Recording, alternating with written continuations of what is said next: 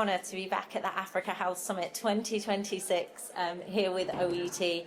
This is a brilliant event that brings together so many thought leaders, stakeholders, policymakers and regulators to learn about what is happening in Ireland and how the African diaspora can support, share their research, share their knowledge to shape the future. It's a joy to be back. Nadia Falu.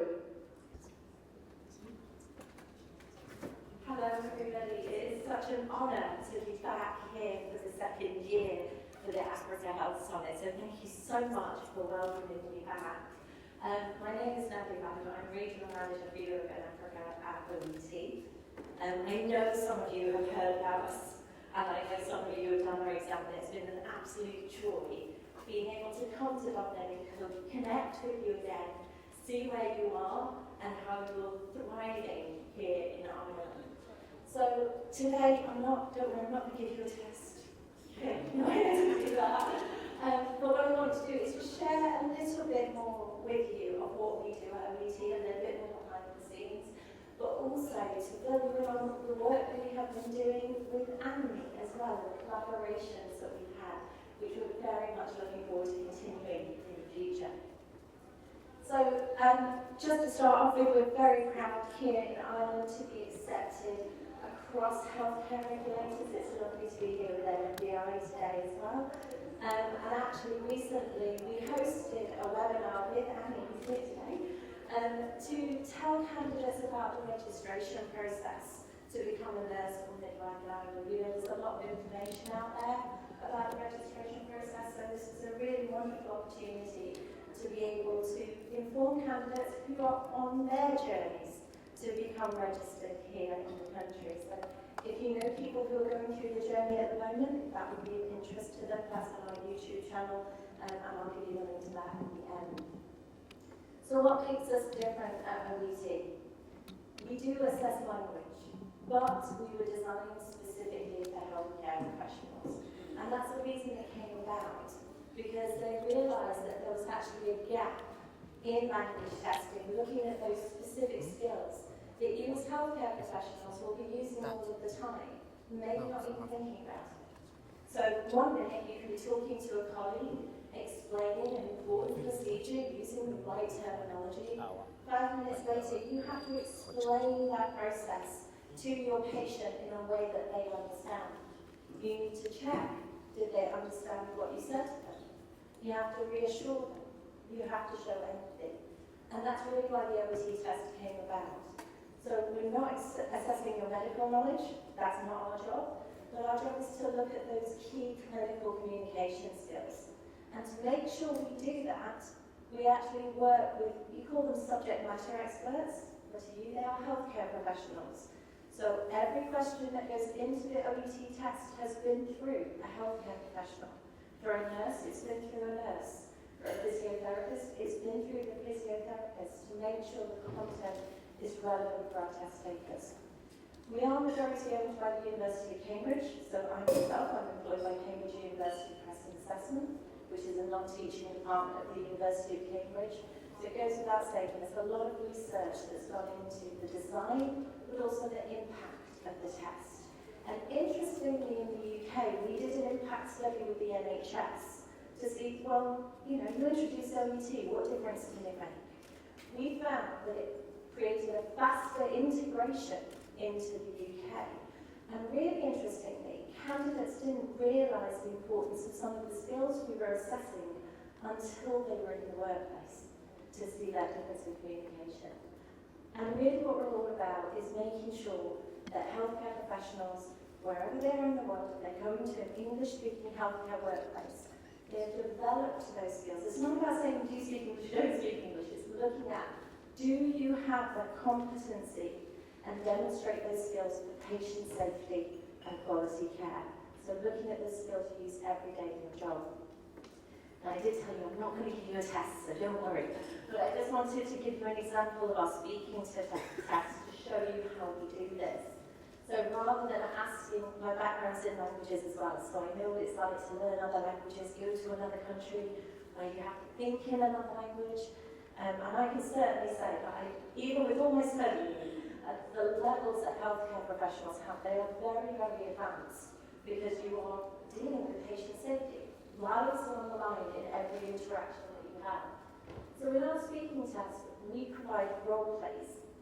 And the best piece of advice we say to candidates is be yourself. If you're a nurse, be a nurse. But you can see here in the sections that I've highlighted, I won't go through all of them because of time, but just how we're bringing in those clinical communication skills. So find out about how your patient feels. In this case, we've got a 16-year-old patient who has type 2 diabetes, and they're going to have to move on to being given injections, and they're very nervous about it. So during the task, we'll say to the nurse, find out about how the patient feels. Explore the reasons why they feel that way. You have to reassure the patient, showing empathy, but at the end of the day, that patient's still got to take those injections. So it's not, feedback. It's not about saying, oh, don't worry about it, you can't take your injections. You have to convince your patient and reassure them. And I'm looking on the room, I know that many of you do this every day in your jobs.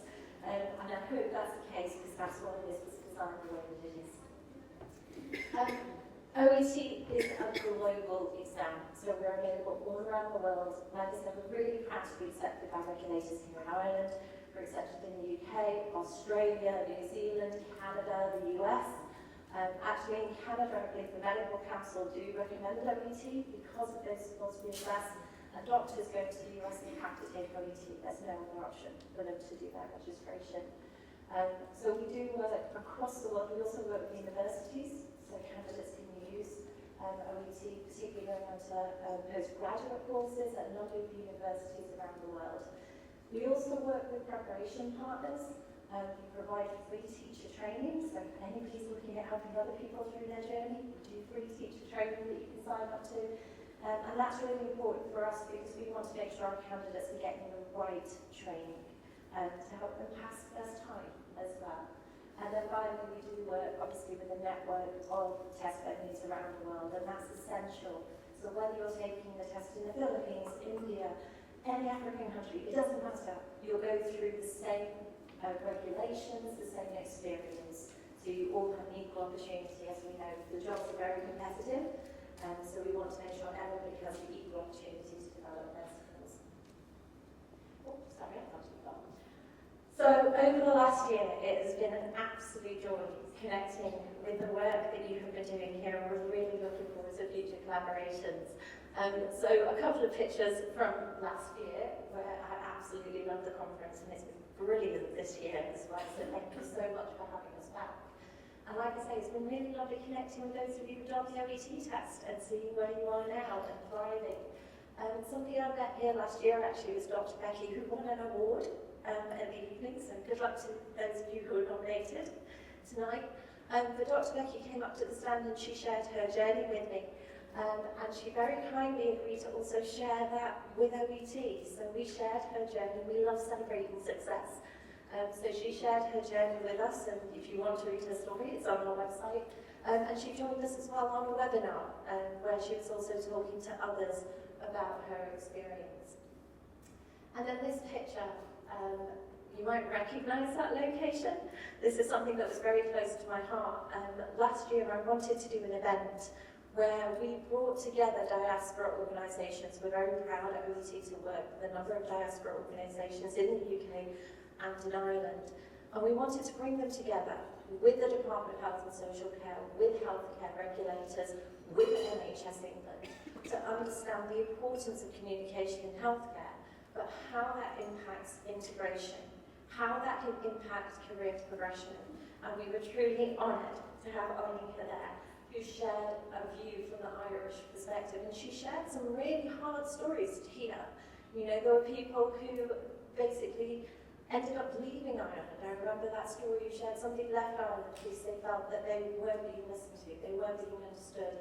And I know that was mentioned earlier today, when people aren't progressing in their careers, they do end up leaving. So this was a really important conversation that we had, and we are looking to continue that. And I look forward to speaking with the members here as well about how we can bring that on to Ireland as well. But one of the things we do want to do, okay, we know that there are these problems. What can we do to help? What support can we provide? So we put together and relaunched our Destination Guide Ireland, and this is a free download from our website for anybody who's new to Ireland. And I do want to say thank you to NMBI, because I know the registration team actually looked at a section at the beginning of this document on the registration process, which is included. But the idea of this is just to give people an insight of, accommodation in Ireland. Where do you find it? What are the names of the supermarkets? What's a charity shop? We also included some Irish slang in there as well. People say grand all the time. What does that mean? And we also put in some things about names. The way that they're spelled in Ireland might be different to how they're pronounced. So if you know anybody who is new to Ireland, or this would be a useful guide where you work to support others, please do feel free to download it from our website. I hope I've stuck to my 10 minutes, so I hope that's been all right. If you don't already, please do connect with us on social media. And like I say, on our YouTube channel, you can view that webinar that we did recently. I won't have time for questions just now, but I am on stand for the rest of today, and I look forward to celebrating with you later on as well. Thank you so much for your time. Thank you, Nadia. Amazing. Good afternoon. Okay, now for the afternoon oral after presentations, I'm going to call upon Angela Assar. She came all the way from England. She is a strategic safeguarding lead in Greater Manchester Mental Health Trust.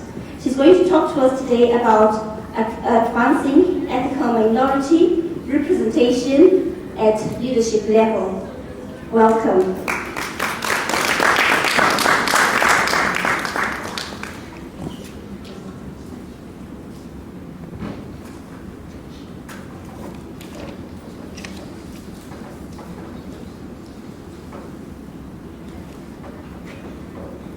Good afternoon, everyone. I hope everyone is having a great time. And I want to say thank you to the organizers for such an incredible day. So can we just thank, because hosting an event is not easy, so can we just thank the organizers? Okay, I've been told I've got 5 minutes, I'm going to try to be quick. So strengthening ethnic minority leadership, and I really want to focus my findings in the UK because I don't know the findings in Ireland. So it would be really good to get your views on what your representation looks like. So my background is a social worker, so 14 years I've been qualified as a social worker. I straight away went into child protection, but I realized it wasn't for me because I was removing kids and I didn't see the intervention. So I went into the NHS, and ever since then, which is our national service in the UK, I became really interested in working with child and adolescent mental health. So my background is working in an inpatient with young people who have mental health difficulties. And that has been my strength. That has been something that I'm really passionate about, and I've always wanted to support young people. So we call it CAMS in the UK. So whilst I was doing my mental health, progressing in my career, I realized also that there was a lot of social workers or nurses that were not moving up in their banding. So I thought about just a WhatsApp group, minding my business, just saying to people, come on this WhatsApp group, let's talk about the challenges. I added a few people on the WhatsApp group and quickly extended, and everybody was adding everybody, and we could not fit into that WhatsApp group anymore. So currently, the network has got about 550 people across the network, and it's just and the network is just there to support people. So you go for an interview and you don't make it, people say, why didn't you make it? And it's encouraging other people to move up in their banding. So I'll talk about the banding later on in my presentation.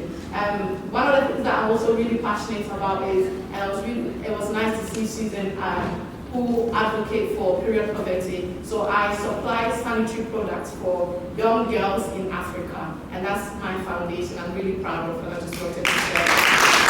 So if you are interested in wanting to donate any sanitary product or wanting me to donate any sanitary product in Africa, please let me know because I'll be able to do that. Thank you. Okay, so let's go into the presentation. So in the UK, the majority of our staff group are from the ethnic minority background. And we see a lot of it in our healthcare system, where most of them are support workers, healthcare professionals. And it's so difficult that we don't see the representation in our leadership roles. So the CEOs, the board of directors, the chief nurse, we don't see that. There's a small number of leaders that are from the ethnic minority in the UK. And I really wanted to understand why that is the case. And if you come to the UK and you hear about a really big trust, which we call a trust, and you say, who's the CEO? Not all the time you will find a black or brown CEO. And that was something that, as a generation, we wanted to see some of those changes. So I really wanted to talk about identifying practical recommendations to strengthen our representation in our healthcare system. So some of the approaches that we have been talking a lot about is reviewing our workforce. Everybody talks a lot about workforce, but we really need to be intentional about recruitment. And sometimes, I say this all the time, you will find a matron leaving, but somebody already has got the job. How is that possible? Like we haven't seen it advertised on the staff intranet or anything, or somebody else has got the job because they've been active. And these are some of the things that we are really worried about, that the discrimination sometimes is really visible, but we don't see it all the time. We talk about promotion. In our appraisal, we say, tell us about what you would like to be in 4 years' time. You will say it, but you're not always going to get what you want. We talk about training, there's no funding, and there's always discrimination as well in terms of delivering, sharing it across the team. So we see that quite a lot. Some of the findings, again, that about structural barriers, and I want to talk about the limited access to leadership programs. We don't always see those leadership programs given to our black ethnic minority staff. We always see discrimination and microaggression. One of the things that I spoke about recently on LinkedIn that people commented so much about was someone will send an email and just say hi, like add my name to it. Like, people don't even understand that those petty things can reflect as aggression. So if you're sending somebody an email, you need to put their name on it. And people commented on it, I actually didn't think that way. But some of the things that we do that we don't even pay attention to. So we really want to enable representation in our healthcare system in the UK.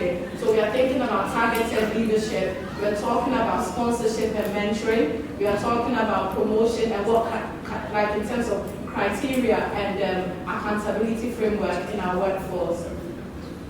So these numbers are 2024, but we are waiting for 2026 to be published. So in our banding, band 5 is a newly qualified nurse who has just finished their nursing degree. We saw 42% of that from ethnic minority. And what does that tell you? That just tells you that they are not moving up. We see our band 9, which is our director level, which is 12% of that, and sometimes non-clinical is 11%. And very senior, which is our CEOs, that's across the whole of the UK, is 12.7%. That really shows you that we are not seeing our black ethnic minority leaders onto where we need to see them. And we want the next generation to be able to say, actually, these are my role models, and I want a role model. Somebody would say, why does that matter? Yeah, it does matter for us because sometimes it reflects on how we are able to lead. So yeah, call for action. I think it's really important to commit to people investing into building a system where there's leadership that reflects on all communities. It's really important for us to be able to understand that we have leaders that we could say that they represent us, and that's something that we are really keen on working. So my network that I am really proud of, called Advancing an Ethnic Minority into Leadership Role, we have conferences and we link up with some of the NHS trusts to be able to build a leadership program and also to be able to have conferences that talk about and being really intentional about leadership. So that is my presentation. I hope I've been able to do it in time.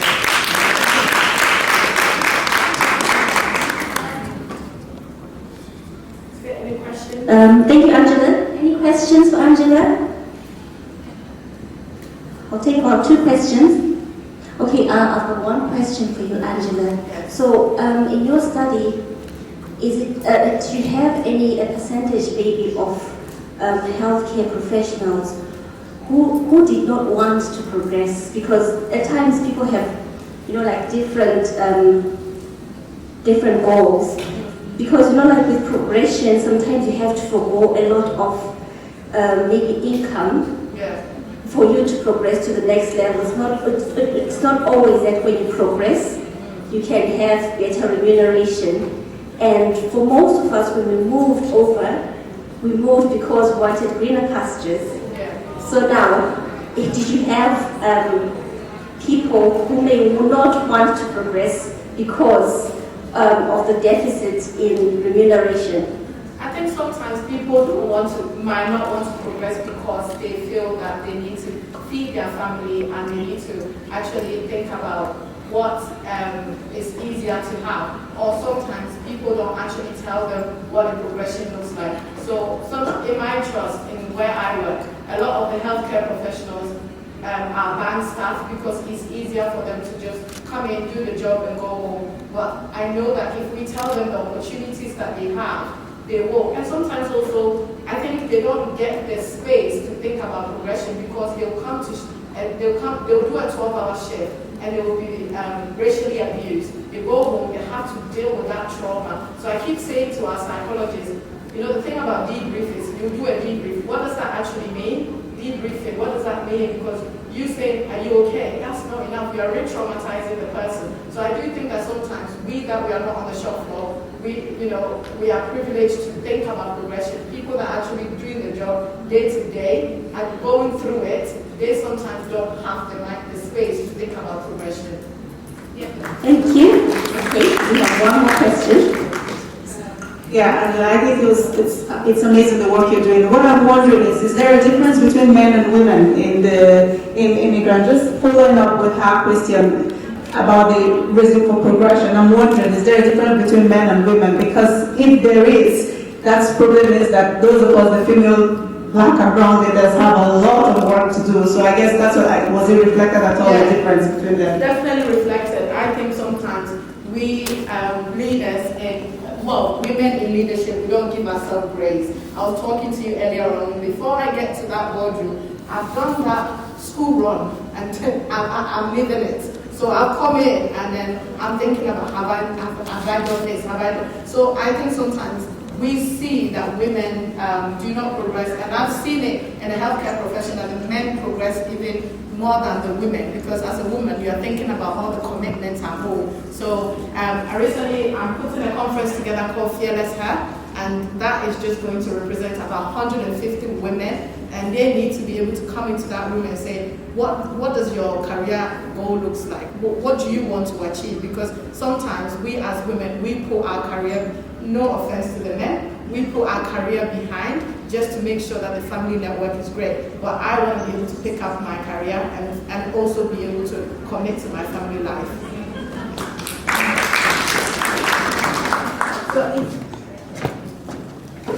Thank you so much.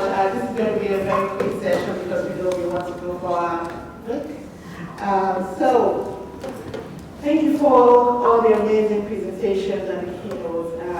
Rachel, you spoke from a very strong leadership experience and point of view as well as the Chief Nursing Officer of Ireland. And also, Mr. Ike, he took us through all the aspects of innovation, especially, and how we can scale that up. We've had that amazing and inspiring opening address from our board speakers, and here we also have Dr. John. And we're trying to balance up, because we are a team. We can see we have from the nursing session, we have some clinicians, and then the core as well, kind of like the allied healthcare professional representation. So this is a balanced table, I believe. So we want to talk about moving from vision to action. There's a lot of strategy, that has been launched every year, every minute, a lot of policies, And then we really want to look at how do we bring this into action, right? And also we must we explore different things. So the question that we want to ask us and everyone, like, what must we do today to build the healthcare workforce and systems we want tomorrow? From the team leading the future of healthcare across borders. So my first question, without wasting time, will go to Rachel. Myself and Mr. Chris will be chairing this session. So we spoke about the future direction of healthcare in Ireland from a national leadership perspective. But what are the biggest opportunities you see over the next 5 years to build a healthcare workforce that is sustainable, diverse, and future ready? Okay, thank you very much, and that's a great question. It's really important. So the key things to build a workforce, I think, for the future are going to be to continue to drive investment into more training places, more opportunities through training and development for everybody. I think the second thing is to look at and really make it happen about interprofessional training, working and training together. So we work together and we have lots of experience and benefited from it, but we still don't train together. And we work on the coattails of each other in terms of delivering patient care. So it doesn't differentiate from the fact that we have different jobs, different responsibilities, but there are elements of crossover. And how do we do that? We need to continue to build policy like advanced practice, having every clinician working to the top of their license and making sure then that the patient is getting what they need, but actually there's a range of professionals that can deliver that care. It doesn't have to be one or the other, or a nurse will do part of it, a doctor will do part of it, because actually look at the whole and see who is the best person to do it. I think having a policy like Sláintecare really does help that, because everybody's bought into it. That's where the money is going, and we need money to be able to deliver care. So we've got to all get behind Sláintecare, get patients out of hospital, and expand career opportunities for everybody in community care and community settings. And I'm probably not going to go on too much, but also is enabling our workforce for digital care. That starts at undergraduate level, so we've got to do that. I think they're the key things. Thank you very much. I don't know if Professor Aiko wants to share one or two. Is that a question? No, I'll agree with Rachel. I think also we have to look at the future and we have to plan. And I know that the HSC is currently trying to tell us to project how many doctors we are going to need in different areas going forward for the next 10, 15 years. And what that's supposed to do then, that is supposed to help us plan and see how do we train, or how many people do we need to train over the next few years. How much funding do we need to create so that the doctors have the means to be trained and also have jobs when they exit. So it's all part of, and we have to do this for every single specialty. Right? Yeah, one is, getting internationally trained staff does help you to fill an immediate gap. I think ultimately there has to be sustained training from within as well because of the fluctuations that we get from the supply of international staff. Yeah, thank you very much. That's very key because the supply, I think I was reading the ICN state of reports generally about staffing, and it's really stated there that we can't do without international. Like we can't just say, oh, we're going to migrate, or we're going to take people from certain places, because healthcare is global, as we already know. Sustainability is the key. Ireland is losing healthcare professionals as well. Africa is losing healthcare professionals. So, but where are we losing them to? Is to each other country. So, and it's just looking at how can we also retain our own staff and sustain the ones that we have, and also how do we invest back to the countries where we're taking from. Right? So, thank you very much, Service. If I just want to comment there, I had a discussion with somebody yesterday, a nun, and she was saying, oh, you're from Africa, from Nigeria. I say, yeah. And we used to send priests and nuns to Africa. I say, yeah, in the 70s and 80s. But now we are reversing it. Africans are sending priests and nuns to Ireland. So that is exactly what is happening in the healthcare industry. Doctors, Irish nurses, Irish doctors used to come to Africa to work, but now African doctors and African nurses are coming over here. So it is something that we have to balance in terms of recruitment, migration of healthcare professionals, and setting standards that can cover everybody and then accommodate everybody. And I'm just going to go straight to Dr. Okafor. I have a question there for you. As somebody who works not just in clinical practice, but also work in leadership and education, one question I have for you: what qualities of healthcare workers or professionals that they need today that were not available a few years ago? What do healthcare workers need now that were not available before now? Right. I mean, I think there's some foundational qualities that you need to have irrespective of the era, like kindness, like compassion, like being thorough, and being able to work well with colleagues and to interact with your patients. I think in the last while, I think you have to be more adaptable now. I think change is happening fairly rapidly now, and you have to be more adaptable.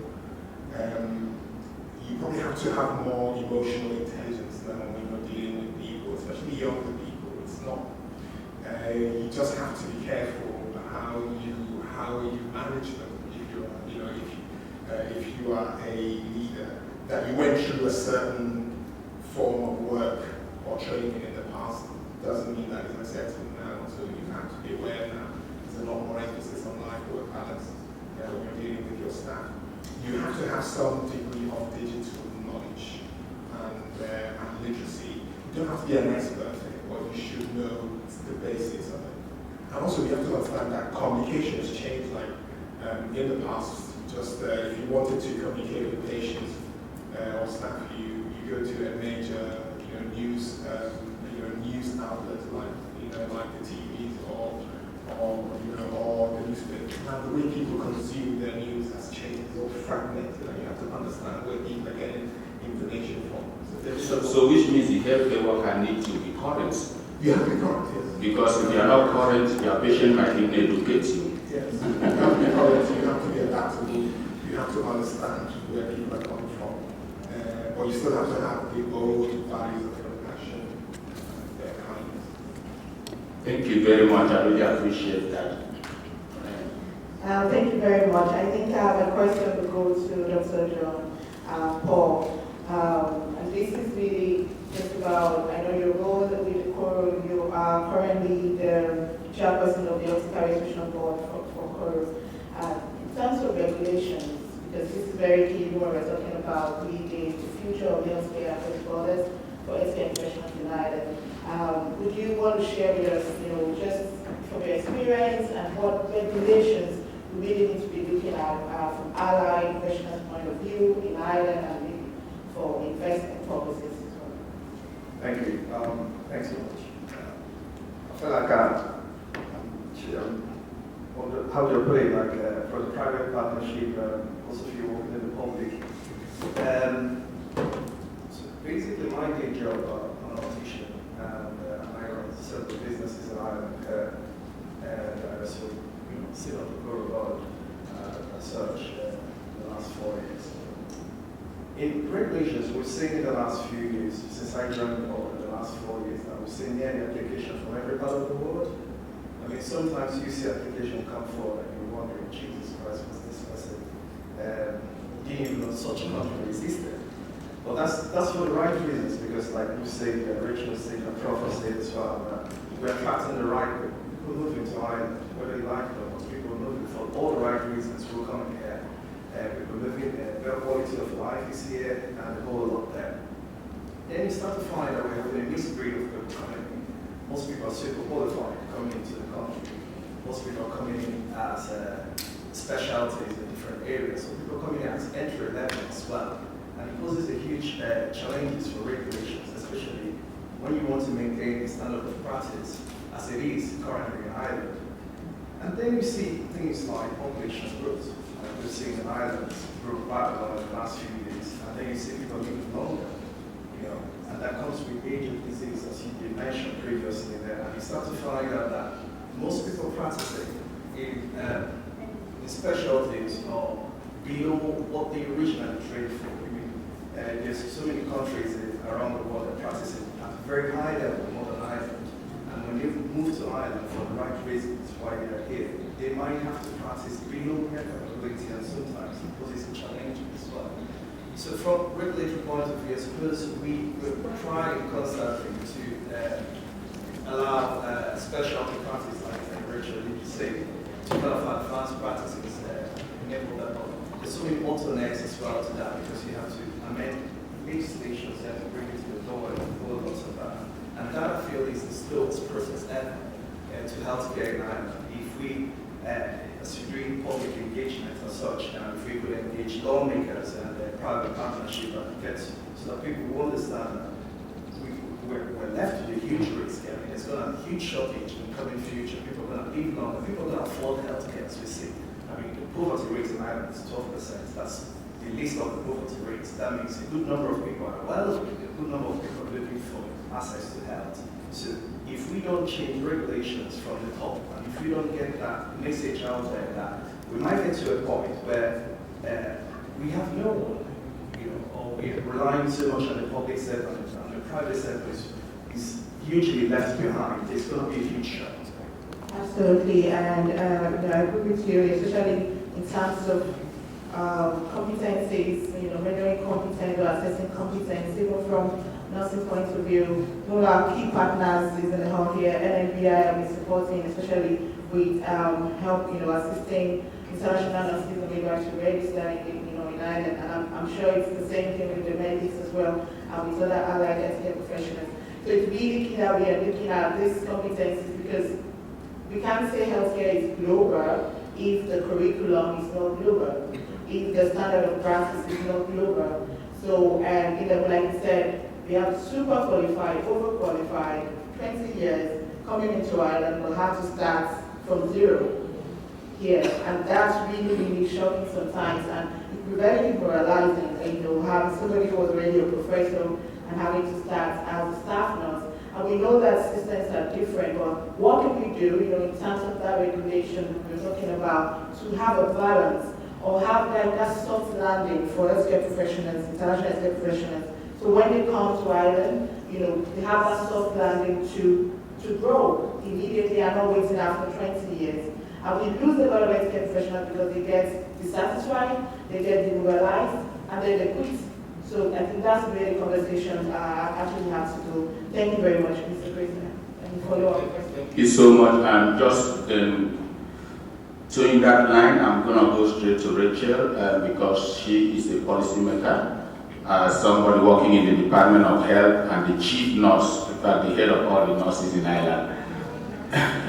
So this question is very, very important because at the moment, the healthcare landscape, professional landscape in Ireland has changed and will continue to change. It's becoming more diverse, more multicultural, and more multilingual.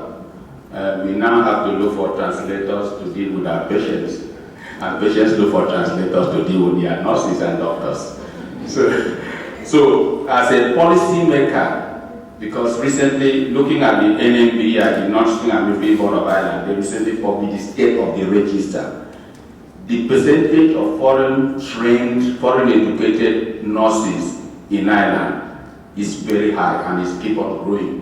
As a regulator and as a policy maker, what policies do you have in place to make sure that whoever comes in from outside Ireland to practice is not just registered and thrown into the world, but prepared and ready to meet the situation as it is? Because quite a lot of nurses and doctors, where they train and where they work, the technology might not be the same.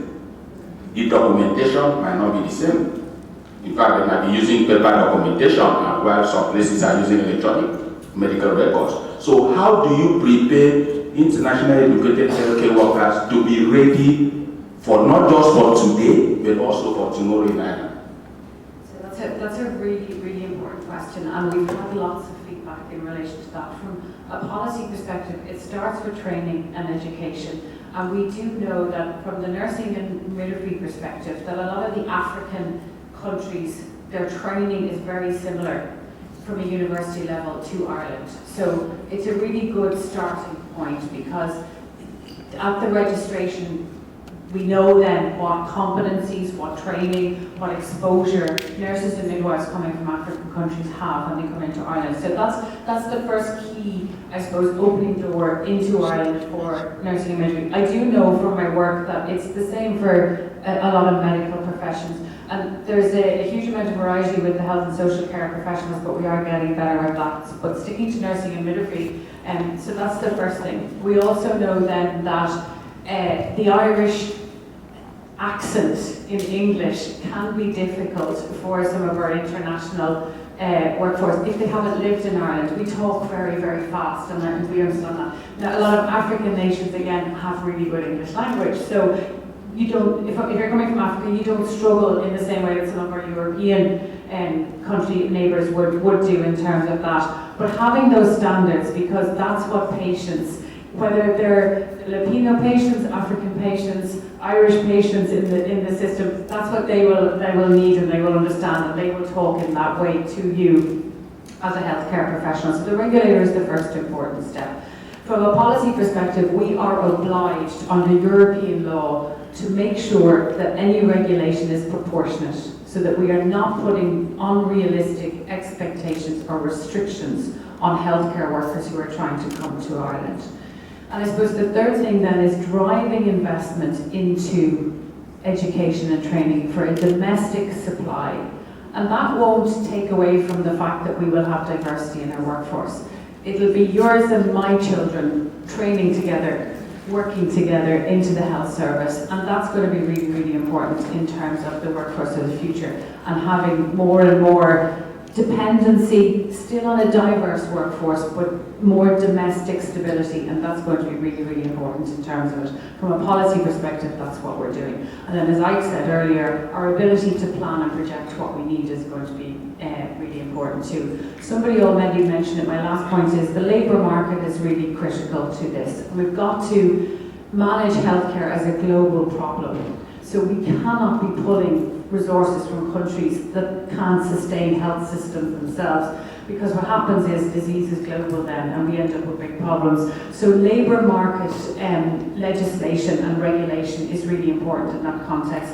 Bilateral agreements around the mobility of workforce in general is critical, and from a policy perspective we have to pay attention to those kind of restrictions. But that hasn't stopped Ireland being a country of destination for so many, and we have benefited hugely from that. So. Thank you very much. I'm told we have 5 minutes left for this panel discussion. I would have loved to have an extra time, but not like the football people. Just an extra time to talk some more. So I'm going to hand over to Laika for the final word. Thank you so much. Policy provides direction, very brilliant, and we love policy. So this session is just emphasizing that we need to move from policy to action. As we said, we really love the support for internationally educated healthcare professionals, not just being on paper, but physically, as allies, providing support in the workplace, providing support in the community. We know there's a lot going on around, about, anti-migrant now. I know we don't want to talk about it, but we have to talk about it. But in a country where we have the largest, workforce being migrants, there need to be more actions to support us, to support everyone in the public, not just in policy, in the place of work as well. So we're looking for support, policies, leadership around all of this as well as we move from, vision to action. Thank you so much. So, Professor Ike, if you want to give maybe one last one, if you could change one thing tomorrow that will have the greatest impact on patient care and workforce sustainability, what would that be? And that question will go to everyone else. I think I said it already. Okay. That's better. I will have a completely digital healthcare system with EHR end-to-end. If you are booked for a biopsy, you decide to cancel, you text, this cancel slot is given to somebody instantaneously, get another date instantaneously, you have your biopsy, the result goes to your GP, comes to you, goes to your clinician. It changes everything, it changes the landscape, it reduces waste, it reduces inefficiency, and outcomes will instantly improve. And that being interoperable, and we're talking about the shared, patient data as well. It has to integrate across all sectors, primary care, secondary care, and tertiary care. And please add public health, because that is where we're having challenges getting information from many hospitals. Absolutely. And our patients are waiting on the phone to speak to us, yet we don't have their date of birth and their phone numbers. Yes, It's something that needs to be worked upon. It has to be integrated. Yeah, completely. Thank you. That's you want to say to that? From a private perspective in business, I would I'll put more in leadership and mentorship. I'll put more into community. I'll put more access to funding, especially for migrants as well. I say that from a personal perspective. I remember my first time buying my Specsavers franchise. It was difficult to buy, to access funding. And to be honest, most of us stay here because what we're doing, we love them and it's working. If what you're doing, you don't love them, if it's not working, if you're not making impact in people's life, you might do what we call Java 2.0, which is when you've come to a place and then you decide to move from there to Australia to something else. People will only try when they're successful. Thank you, Richard. And for me, well, I agree with my colleagues, but for me, more of us, enough of us, and people are always going to be the most important part of healthcare. Thank you very much. Thank you. A wonderful session. And to you, Reverend, you are also part of this, from vision to action. Have a lovely time. Thank you. Thank you. Thank you so much. Nadia Carlos. So, oh goodness, come on Nadia. Please welcome. Hello everybody, it is such an honour to be back here for the second year for the Africa Health Summit, so thank you so much for welcoming me back. My name is Nadia Badu, I'm Regional Manager for Europe and Africa at OET. I know some of you have heard about us, and I know some of you have done our exam, and it's been an absolute joy being able to come to Dublin, connect with you again, see where you are and how you're thriving here in Ireland. So today I'm not going to give you a test. No, I don't do that. But what I want to do is just share a little bit more with you of what we do at OET, a little bit more behind the scenes, but also to fill you in on the work that we have been doing with ANMI as well, the collaborations that we've had, which we're very much looking forward to continuing in the future. So, just to start off with, we're very proud here in Ireland to be accepted across healthcare regulators. It's lovely to be here with NMBI today as well. And actually recently we hosted a webinar with Annie, who's here today, to tell candidates about the registration process to become a nurse or midwife in Ireland. You know, there's a lot of information out there about the registration process, so this is a really wonderful opportunity to be able to inform candidates who are on their journeys to become registered here in the country. So if you know people who are going through the journey at the moment, if that would be of interest to them, that's on our YouTube channel, and I'll give you a link to that at the end. So what makes us different at OET? We do assess language, but we were designed specifically for healthcare professionals. And that's the reason it came about, because they realised that there was actually a gap in language testing, looking at those specific skills that you as healthcare professionals will be using all of the time, maybe not even thinking about it. So 1 minute you can be talking to a colleague, explaining an important procedure using the right terminology. 5 minutes later, you have to explain that process to your patient in a way that they understand. You need to check, did they understand what you said to them? You have to reassure them. You have to show empathy. And that's really why the OET test came about. So we're not assessing your medical knowledge, that's not our job, but our job is to look at those key clinical communication skills. And to make sure we do that, we actually work with, you call them subject matter experts, but to you they are healthcare professionals. So every question that goes into the OET test has been through a healthcare professional. For a nurse, it's been through a nurse. For a physiotherapist, it's been through the physiotherapist to make sure the content is relevant for our test takers. We are majority owned by the University of Cambridge, so I myself am employed by Cambridge University Press and Assessment, which is a non-teaching department of the University of Cambridge. So it goes without saying, there's a lot of research that's gone into the design, but also the impact of the test. And interestingly, in the UK, we did an impact study with the NHS to see, well, you introduce OET, what difference did it make? We found that it created a faster integration into the UK. And really interestingly, candidates didn't realise the importance of some of the skills we were assessing until they were in the workplace to see that difference in communication. And really what we're all about is making sure that healthcare professionals, wherever they are in the world, they're going to an English-speaking healthcare workplace, they've developed those skills. It's not about saying, do you speak English, don't speak English. It's looking at, do you have the competency and demonstrate those skills for patient safety and quality care. So looking at the skills you use every day in your job. And I did tell you I'm not going to give you a test, so don't worry. But I just wanted to give you an example of our speaking to test to show you how we do this. So rather than asking, my background's in languages as well, so I know what it's like to learn other languages, go to another country where you have to think in another language.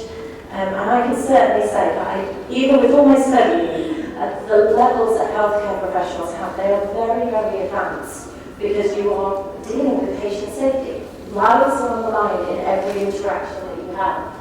So in our speaking test, we provide role plays. And the best piece of advice we say to candidates is be yourself. If you're a nurse, be a nurse. But you can see here in the sections that I've highlighted, I won't go through all of them because of time, but just how we're bringing in those clinical communication skills. So find out about how your patient feels. In this case, we've got a 16-year-old patient who has type 2 diabetes, and they're going to have to move on to being given injections, and they're very nervous about it. So during the test, we say to the nurse, find out about how the patient feels. Explore the reasons why they feel that way. You have to reassure the patient, showing empathy, but at the end of the day, that patient's still got to take those injections. So it's not, feedback.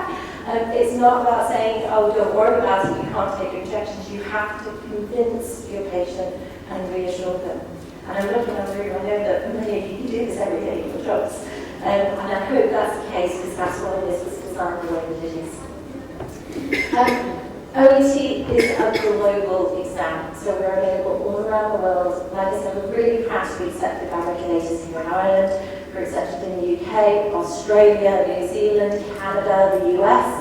Actually, in Canada, I believe the Medical Council do recommend OET because of those skills for the US. And doctors going to the US, they have to take OET. There's no other option for them to do that registration. So we do work across the world. We also work with universities, so candidates can use OET, particularly around postgraduate courses at a number of universities around the world. We also work with preparation partners. We provide free teacher training, so if anybody's looking at helping other people through their journey, we do free teacher training that you can sign up to. And that's really important for us because we want to make sure our candidates are getting the right training to help them pass first time as well. And then finally, we do work obviously with a network of test venues around the world, and that's essential.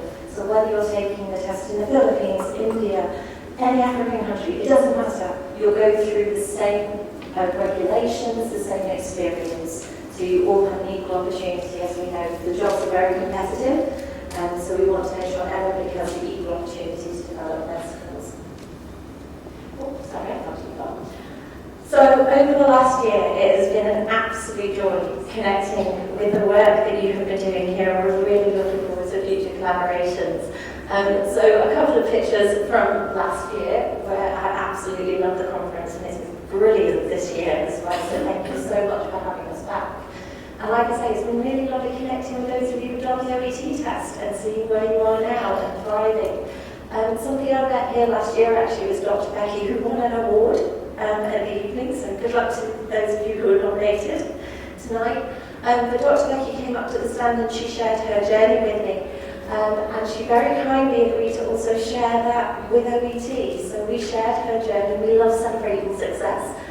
So she shared her journey with us, and if you want to read her story, it's on our website. And she joined us as well on a webinar, where she was also talking to others about her experience. And then this picture, you might recognise that location. This is something that was very close to my heart. Last year I wanted to do an event where we brought together diaspora organisations. We're very proud at OET to work with a number of diaspora organisations in the UK and in Ireland. And we wanted to bring them together with the Department of Health and Social Care, with healthcare regulators, with NHS England, to understand the importance of communication in healthcare, but how that impacts integration, how that can impact career progression. And we were truly honoured to have Onika there, who shared a view from the Irish perspective, and she shared some really hard stories to hear. You know, there were people who basically ended up leaving Ireland. I remember that story you shared. Somebody left Ireland because they felt that they weren't being listened to, they weren't being understood. And I know that was mentioned earlier today, when people aren't progressing in their careers, they do end up leaving. So this was a really important conversation that we had, and we are looking to continue that. And I look forward to speaking with the members here as well about how we can bring that on to Ireland as well. But one of the things we do want to do, okay, we know that there are these problems. What can we do to help?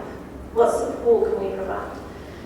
So we put together and relaunched our Destination Guide Ireland, and this is a free download from our website for anybody who's new to Ireland. And I do want to say thank you to NMBI, because I know the registration team actually looked at a section at the beginning of this document on the registration process, which is included. But the idea of this is just to give people an insight of, you know, accommodation in Ireland. Where do you find it? What are the names of the supermarkets? What's a charity shop? We also included some Irish slang in there as well. You know, people say grand all the time. What does that mean? And we also put in some things about names. The way that they're spelled in Ireland might be different to how they're pronounced. So if you know anybody who is new to Ireland, or if this would be a useful guide where you work to support others, please do feel free to download it from our website. I hope I've stuck to my 10 minutes, so I hope that's been all right. If you don't already, please do connect with us on social media. And like I say, on our YouTube channel, you can view that webinar that we did recently. I won't have time for questions just now, but I am on the stand for the rest of today, and I look forward to celebrating with you later on as well. Thank you so much for your time. Thank you, Nadia. Amazing presentation. So first of all, we can all agree in this room that there's been an unprecedented kind of pressure on the healthcare system, which cut across the workforce, you know, the needs of patients, ever-changing needs, and, you know, just even trying to make sure that we keep up with the demands that's going on in the healthcare system. The question is now, how do we ensure that we have a sustainable healthcare system in place? Okay, one that will cater for the needs of the patients as well as the professionals that cater for them. So on that note, I'm going to be calling on Victory. Okay, so Victory, the question is, sustainable health begins with people. We agree with that. How can healthcare organizations create workplaces where diversity is genuinely, you know, valued and everyone has equal opportunity, you know, to thrive in it? Right. Thank you so much for having me. We've been talking about sustainability all through. I've had some amazing discussions, and some key statistics I picked was we've got up to like 600 like international nurses working in Ireland. Am I correct? And that tells us that we're cross-bordering. And in 21st century, we're not going to be able to stop migration, because Olamide did mention something around we can't stop migration. And that's true, because we're in a global era. There's going to be cross-migration. People are going to keep moving and all that. But how do we make sure we ensure sustainable healthcare? For me, it starts with people. We can't expect, compassion is a big one. If we want to make sure we are able to create a sustainable healthcare, we want to build compassion. But we can't build compassion if the people we look after, we don't extend compassion towards them. I am a decolonial person in the sense that I try to dismantle colonial structures that continue to live in the 21st century. And the biggest thing is the fact that we continue to progress or maintain neocolonialism, where some healthcare, like I was just mentioning in the case of sickle cell disease, some healthcare are more important than some. In leadership, again, some people are more important than some. And when you look at the leadership ladder, the same people are at the bottom and the same people are at the top. So how do we think to diversify leadership in order to give everybody a space for their voices to be heard? Whose voices are heard, whose people are seen, whose narratives are being told, who are given opportunity to grow for their voices to be heard. I think if we're able to tackle those conversations we don't have, the continued impact of colonialization on leadership and anti-racism, equitable care as well, both for the professionals and for the people who deliver this care as well as the patient, I think that's a big way for us to continue sustainable practice. Absolutely. Thank you so much for that.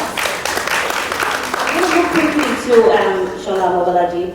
So again, just talking about integrated health and social work and all of that. You spent decades working across and social work.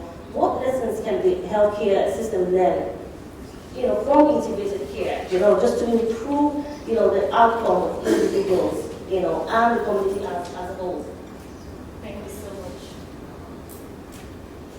Thank you, Valerie. I suppose I've had, like you said, I've been in Ireland for over 25 years, and I've been working as a social worker for over 20 years.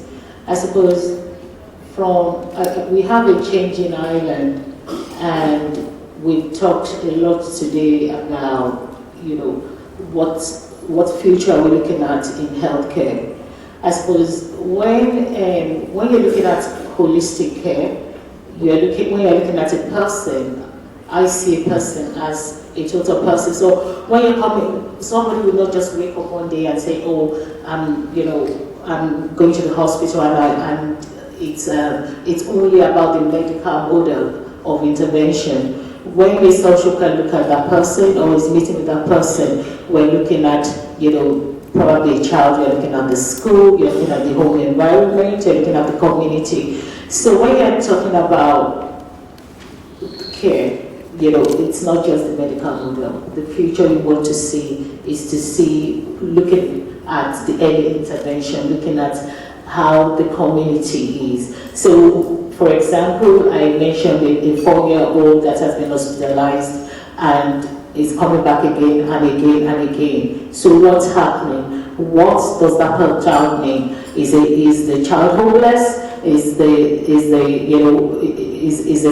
that child being bullied? What exactly does it mean for that child to be alive? And for the future of care, what we need to see in the future is to see an integrated approach whereby it's holistic, it's accessible. You want an early intervention model whereby the community is well funded. The intervention is very much the primary care social worker or the primary care nurse, is there to be, that can actually link it. So when you go to, I suppose, which is what we don't have now, but when you're looking at the database I work with, what do I know about the child? Is it just what I have there, or can I assess what the community medical team or the primary care nurse that has visited the home, do I have that information? It's how integrated is it? And that is what we don't have, and that should be the future of care in Ireland. Thank you so much.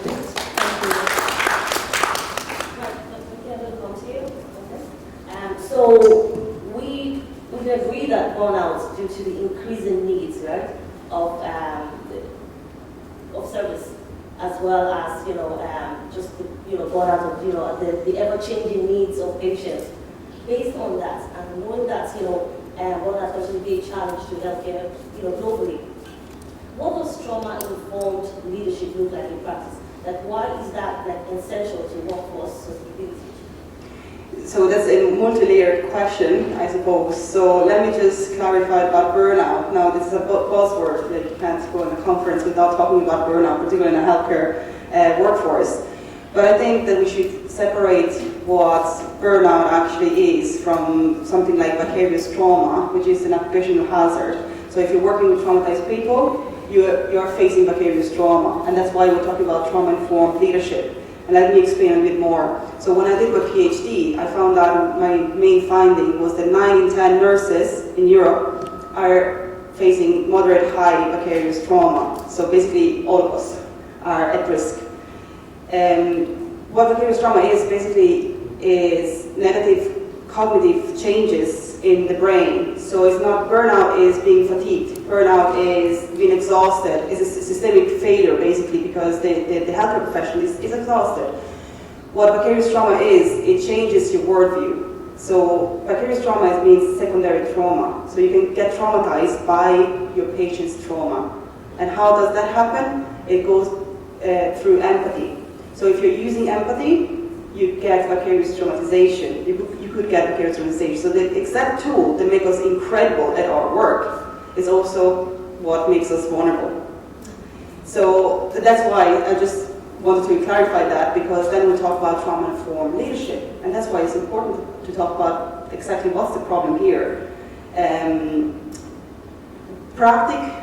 What's trauma-informed leadership in practice can bring great benefits.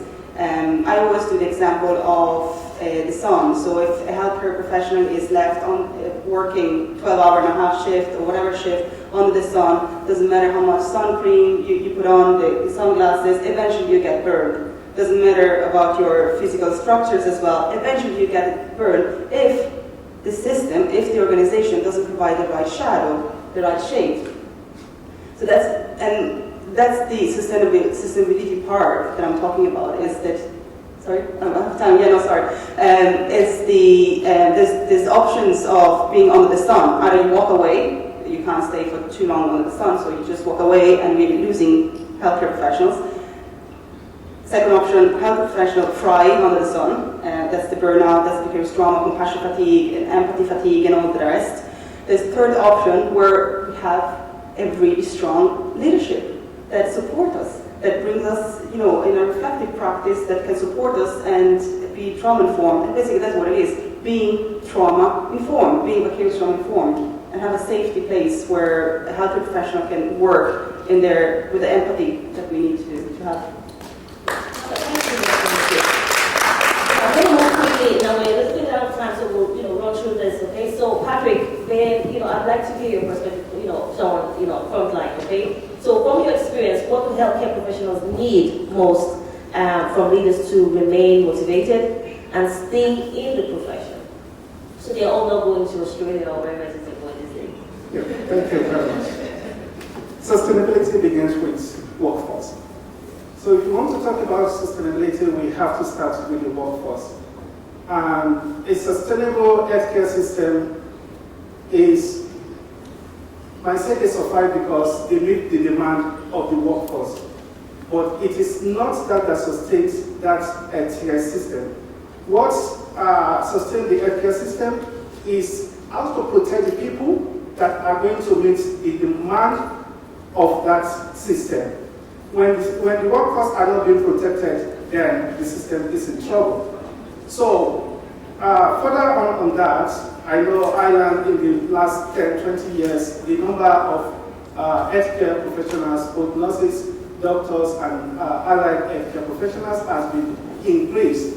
But does that go on the same line as the population? The population is growing. The state of the state of the record of the nurses are growing, but it's going in the same direction as the population. And another thing is the infrastructure we are in trouble with. infrastructure. The number of hospitals that Ireland have is still the same number of hospitals. I work in the front line. I'm bringing you the reality from the front line, that we have the same number of hospitals. Some beds were closed, they have not been opened. The population have increased by over 1 million or nearly 2 million ever since then. That is one. And leadership, when we talk about leadership, we are talking about how are leaders keeping the professionals in the profession? That is the question we need to ask.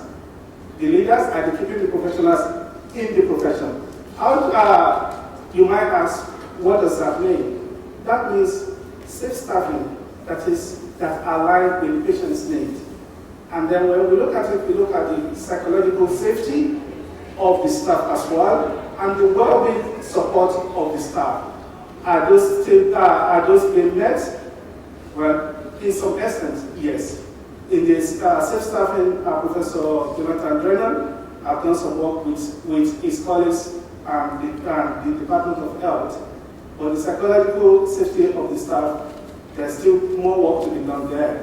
And we need to look at some other area as well, innovation. When we talk about innovation, is the innovation coming to replace the humanity of the care that the professionals are providing?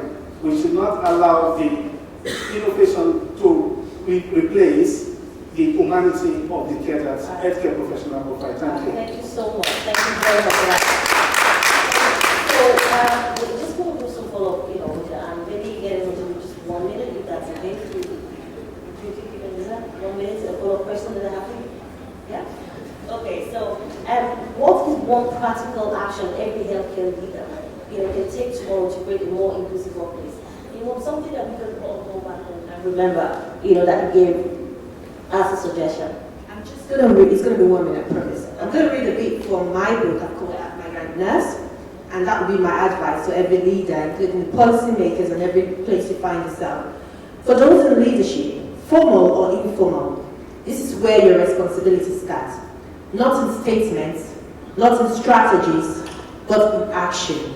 Protect those in your care and create a place or a situation where people are comfortable to report harm and people are open to speak to you. Leadership is not being seen at the top. It is about who can breathe when you're there. Thank you. Did you just put something out there? Can she repeat it again? No.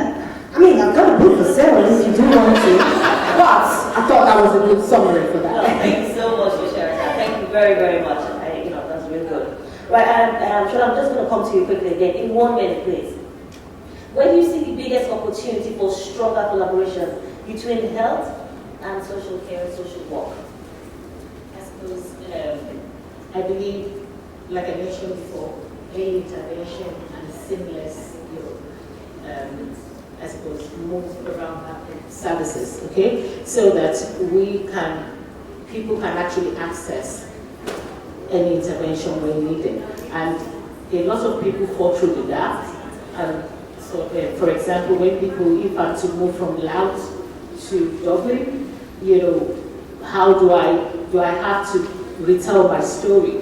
We're talking about trauma, do we have that integrated approach whereby information is accessible, services is accessible, the same primary care in Dublin, even when you move to Kildare, it should still be the same. Accessibility should be the same. Another thing I would say again is technology. The use of technology is something that has to, it's here now, it's the future, and it has to be used effectively. Also, again, what I would say is the people that access the family, anyone looking for intervention, we always realize that at times when we're gathering data and we're doing research, they actually are the best. They know their own story. They know what it is that is needed, and we need to listen at all times and provide that quality service at all times. So I suppose what I'm saying in a nutshell is that the future is everyone coming together. There's no hierarchy in terms of professionals. We have nurses here, we have doctors, we have social workers. Is the ability to come together as multidisciplinary indeed, and not to feel one person is superior. It's not about that. It's about bringing everything to the table, providing a holistic sense. Thank you. Thank you so much. Multidisciplinary team, that's the key. Thank you for sharing that. So Dr. Nikki, again to yourself, 1 minute. Just to put a question for yourself there. What simple changes, okay, can an organization implement to improve staff well-being and retention? Retention really key word, you know what I mean? Yeah, so we know that unsupportive leadership is not only unhelpful, it's actually harmful. So in my studies, in my research, I kind of the findings created some guidelines. That's why the trauma-informed practice came as a fundamental keyword here for retained of staff. But what are actually some steps? So I'm going to have them here, thank God, because otherwise I would still talk about other things. But so number one, I suppose, and it takes zero budget, is normalization of healthcare professionals being humans. We are not heroes. So being able to just talk about it without being being afraid to say, oh my God, I can't say I'm burnout, I can't say I have compassion fatigue, otherwise it's consequences. Second is structured reflective supervision. So every healthcare professional should have a supervision where they can offload their feelings. But third, and I think I'm going to kind of shadow Victory's words as well, is a distributed leadership. So it's not a hierarchical, strong leadership where there's somebody up there, heroic position, get the hell out, down from your pedestal and give the voices to all the healthcare staff at any point in the unit, any point in the organization, and have the meaningful decision making and autonomy to take decisions and feel safe to do so. And that's how you retain people, making them feel valued for the work they're doing in any single level. Thank you so much. Make them feel valued, seen, and heard. Thank you. Appreciate that. So I'm going to come to you, Patrick, for your follow-up question. If you could recommend one priority, okay, for strengthening healthcare workforce over the next 5 years, what would it be? Is that a tricky question for you? Yeah. Thank you. So that would be to make safe staffing, retention, and well-being measurable national infrastructure. So what do I mean by that? Like, we should have a system in place whereby we can measure the safe staffing, retention, and well-being of staff. That is, there should be a national published dashboard to report and record that, and there should be funding for mental health and psychological safety of staff as well to be provided to make sure that, because there's no point if people are giving much, like I always tell people there's moral injury in healthcare. A lot of healthcare professionals are suffering from moral injury, and which is not fair. They need support, we all need support, and we all need to be here. And the takeaway from this is caring for the carers. We are the carers, we need to be cared for by our leaders and by the government. Thank you. So today I'll be talking about raising awareness and early recognition of managing DKA in children and young persons. So this is like a poster we did. I wanted a poster competition, but there's none today, so just made a little abstract from it. Yeah, so I work with kids on hemodialysis in Temple Street, but I was so interested in this project because I lost my childhood friend from DKA. This was about 20-something years ago, and I took the lead in this project in college. Thank you for listening.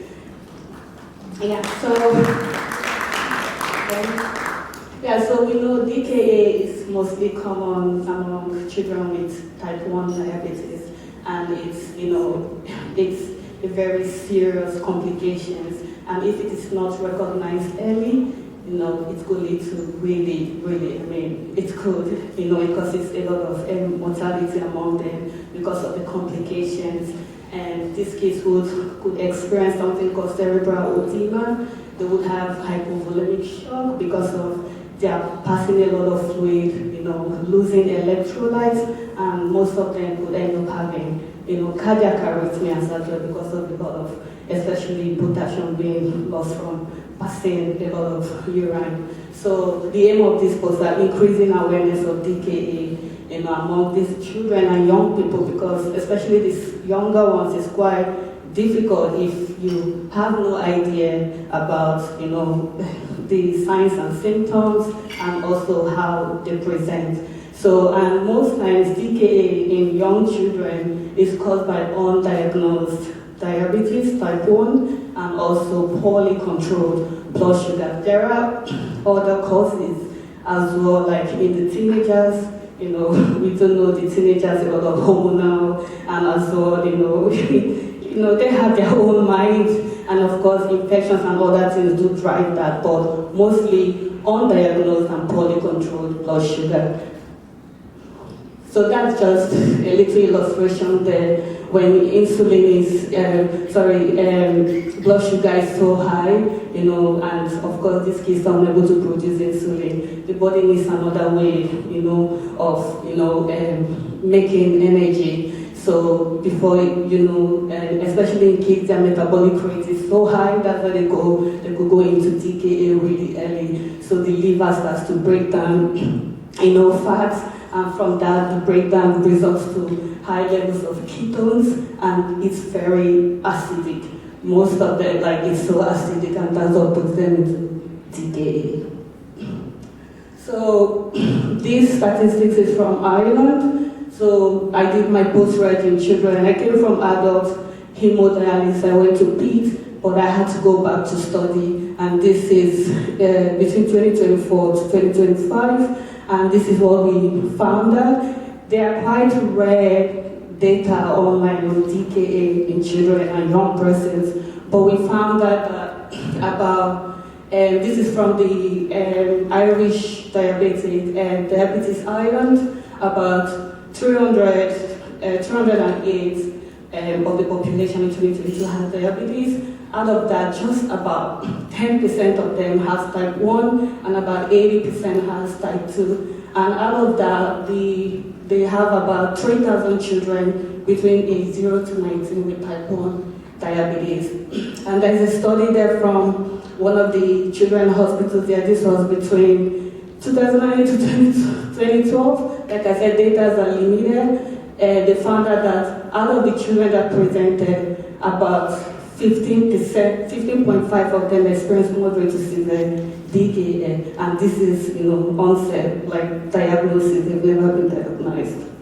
So we did a literature review, and we gathered a lot of information from, especially the CHI guideline, and also the NICE guideline. So the aim is just to increase awareness of the signs and symptoms, prevention, management of DKA in pediatric population, and promoting early recognition and timely intervention. So, from our poster, we spoke about signs and symptoms, like especially this is important for parents, it's important for caregivers, and especially us healthcare professionals. If you notice a child is having polydipsia, increased taste, excessive taste, they are passing too much of urine, they are losing weight, they are vomiting, and also they are they are fatigued, and also some of them could present with difficult breathing. So these are the signs and symptoms of DKA. And we also looked at what to do in terms of emergency.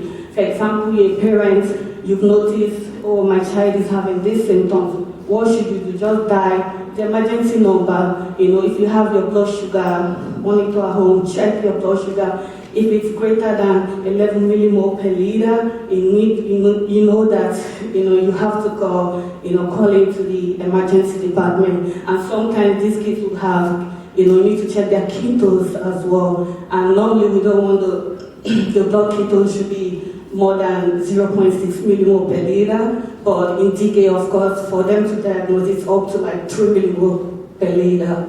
So we talked about, management strategies. So I'll just take it over.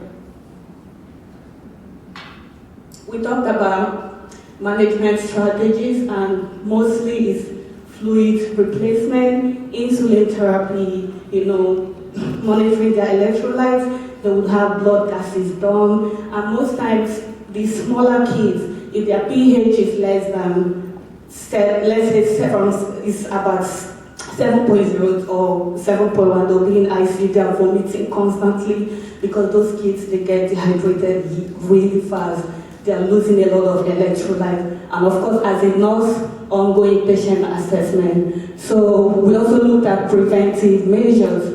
So, knowing the signs and symptoms, creating awareness, educating parents, caregivers, those in the communities, if they notice anything, or even teachers in school, to check blood sugars, ketones, make sure the kids are well hydrated, they stick to their insulin therapies, and also, like in Ireland here, they get referred to the diabetic team, where they are properly, well monitored, and of course, if they do have any questions, they are there to answer.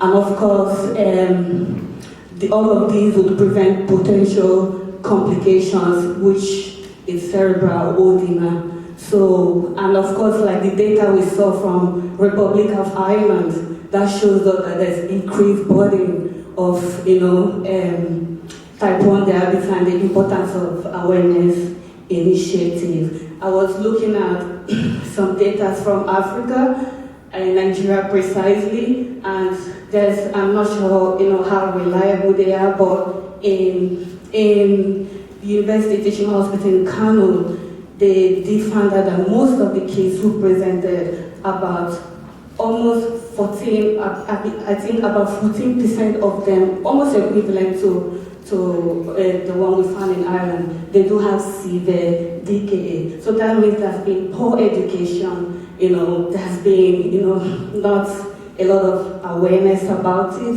and maybe these kids are not monitoring their blood sugars, and maybe the caregivers around them just don't know what signs to look at, especially if they do, develop signs of DKA. And most of them, they're also undiagnosed diabetes. So just imagine kids out there living with diabetes, and they just crash land into the hospitals and they have DKA.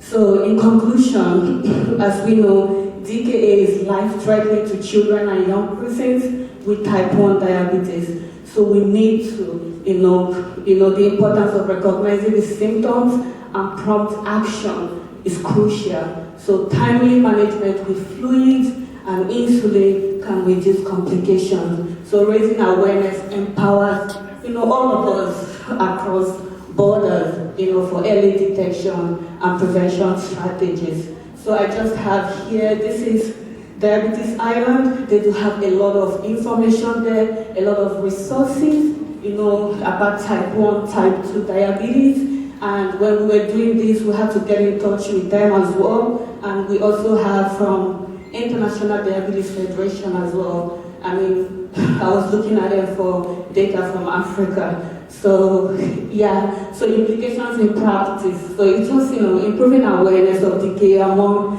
healthcare professionals, caregivers, communities, it can support early intervention, improve patient safety, and contribute to more equitable pediatric diabetes care across healthcare settings. Caring for the carers. Amazing, amazing. So we're not going to have time to take questions. So if you can just scan the QR code, if you have questions, you can just put it there. I'll be able to read them out later. I'm sure you're all looking forward to lunchtime now. I know you're hungry. But just before lunch, we're just going to have a spoken word artist. She's here. Can I have Timmy Topper Adamosi? If you could come up for your spoken word, that would be great. Oh, hello. Hi. Absolutely. The stage is yours. All right. Hello, everyone. Dale Muslim, no brother Muslim. I get that all the time, but that's fine. It's truly an honor to be here. Actually, my name is Dr. Babadi Muslim. I'm a doctoral researcher in social policy, but I'm also a storyteller because at the heart of every policy are people, and the way you connect to people are through stories. Social policy, but then I make what I do accessible to everyone. And I've worked over 3 countries in Nigeria, South Africa, and now in Ireland. And I'm excited to be here. And so I'm going to start this very short, 3 minutes when I'll be outside here for lunch. And it's titled Care Across Borders. We rise today to tell a story from home to home. From the soil that raised us to the land we now serve, we embody a medley of contradictions and synergies, speaking across accents, navigating across systems, and healing across borders. We carry memory, we carry duty, and we stand here at the divide where borders are working to separate us, but care steeps coming back to connect back. We have walked against the tides, prejudice, contempt, silence. The burden of being present and still unseen, yet we continue.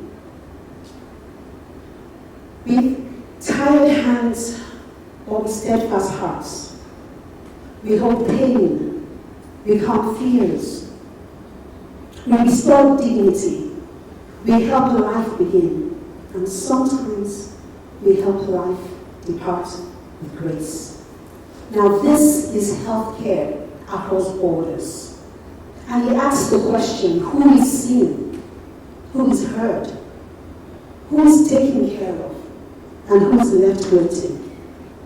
And today, with a resounding voice, we answer that no person is foreign to compassion. No healthcare worker is insignificant in the system they sustain. No accent is a measure of competence. And no migrant hand is temporary when it carries permanent care. Now, Africa is not just behind us. Ireland not merely for us. We stand between both and build from both. We draw from multi-worlds to create a plurality of care, wider than borders, greater than systems, and deeper than fears. So today,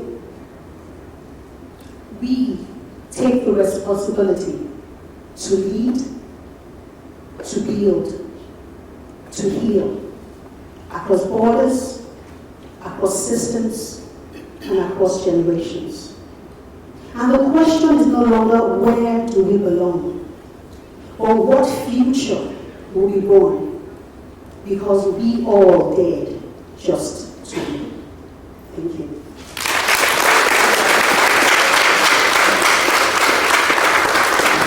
We're from the UK, and we've been comparing some of our healthcare system where we're better and the rest. And even at that, it's still the same. It's like we've got the NHS, but what we would have is inequalities with how healthcare. So, for example, someone might be in sickle cell crisis, having severe pain, and because they're black, they're being tagged seeking drugs because obviously black, and God forbid you're a black male with muscles having sickle cell crisis, wanting more morphine. So sorry for the long deviation, but just wanting to say, did you find any form of inequality and its influence on how healthcare professionals, including allocation of funds and management, as opposed to what she's just said? Thank you.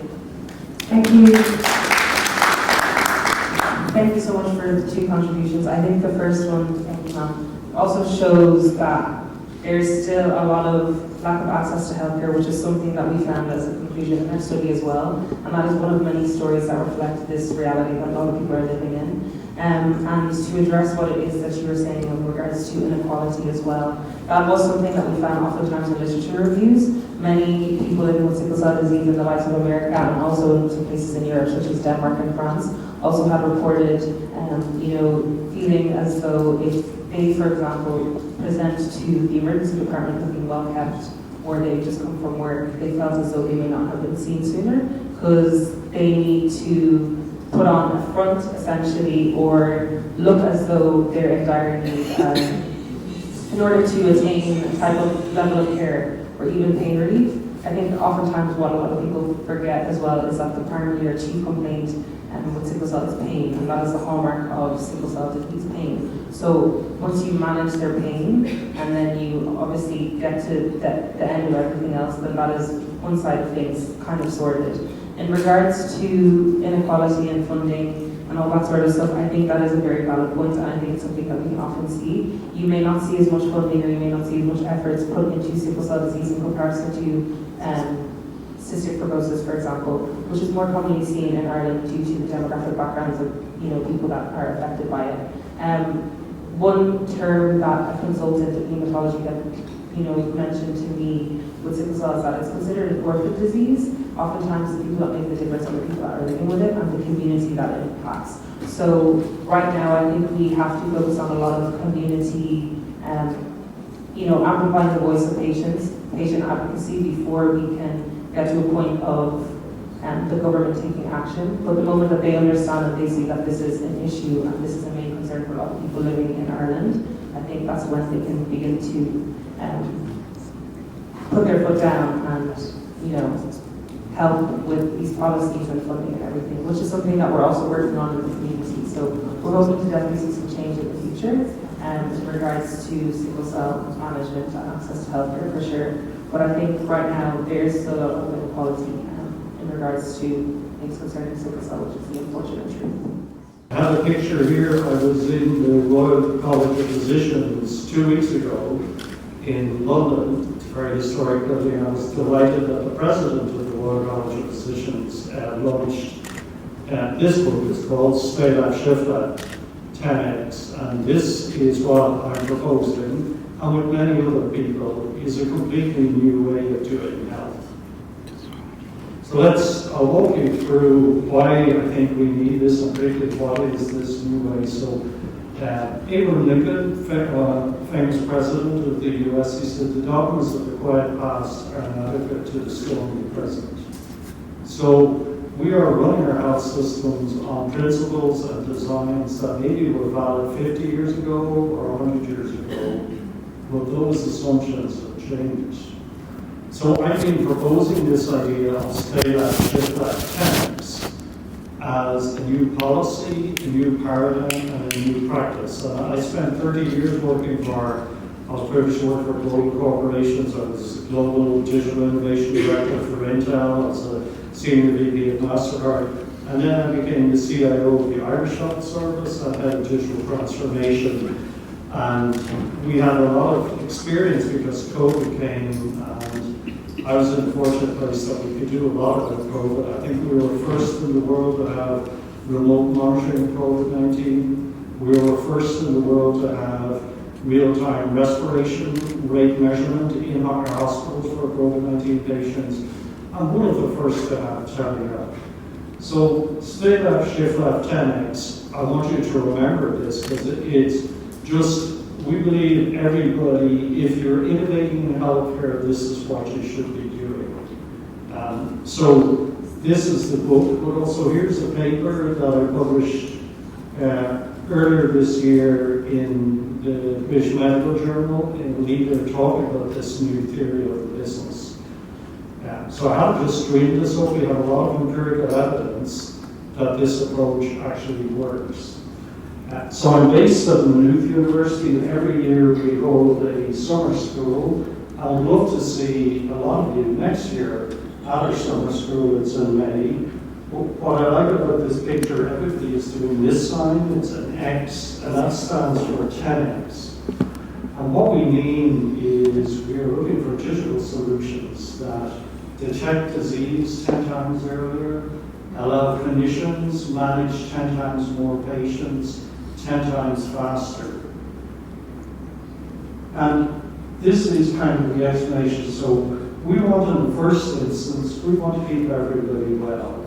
So we want to encourage people to proactively stay well. And if you think about the determinants of health, simple things like nutrition and exercise, they actually are accountable for 40% of our health outcomes. And the health system, where we put an awful lot of money, is only accountable for 10% of our health outcomes. So it's a fallacy to think just spend more money on health and we'll get better health. We won't actually.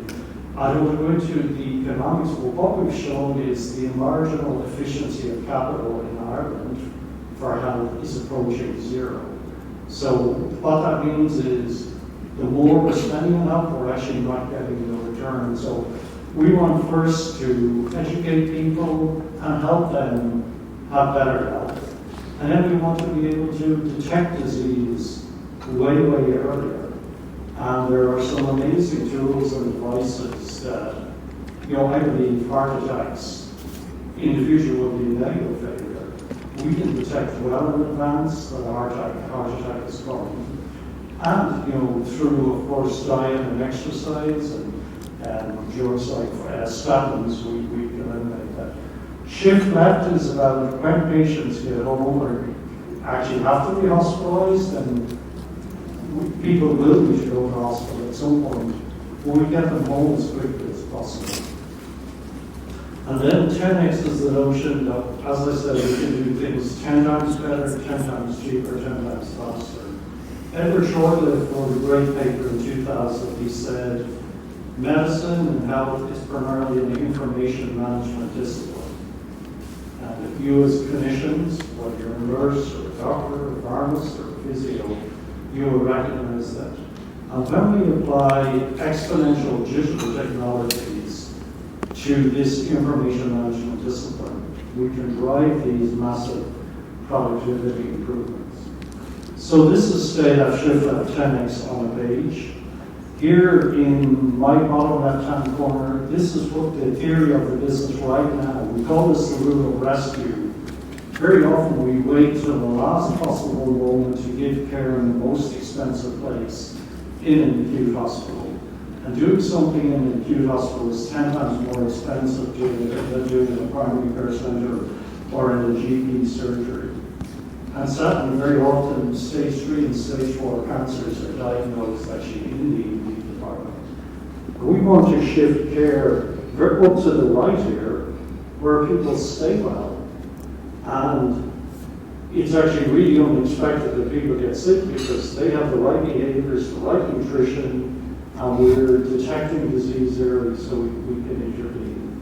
So right now, healthcare is primarily here. We want to shift it up there. It's very aligned with Slogicare, which is the Irish government policy, and sometimes people say Slogicare, stay left, shift left.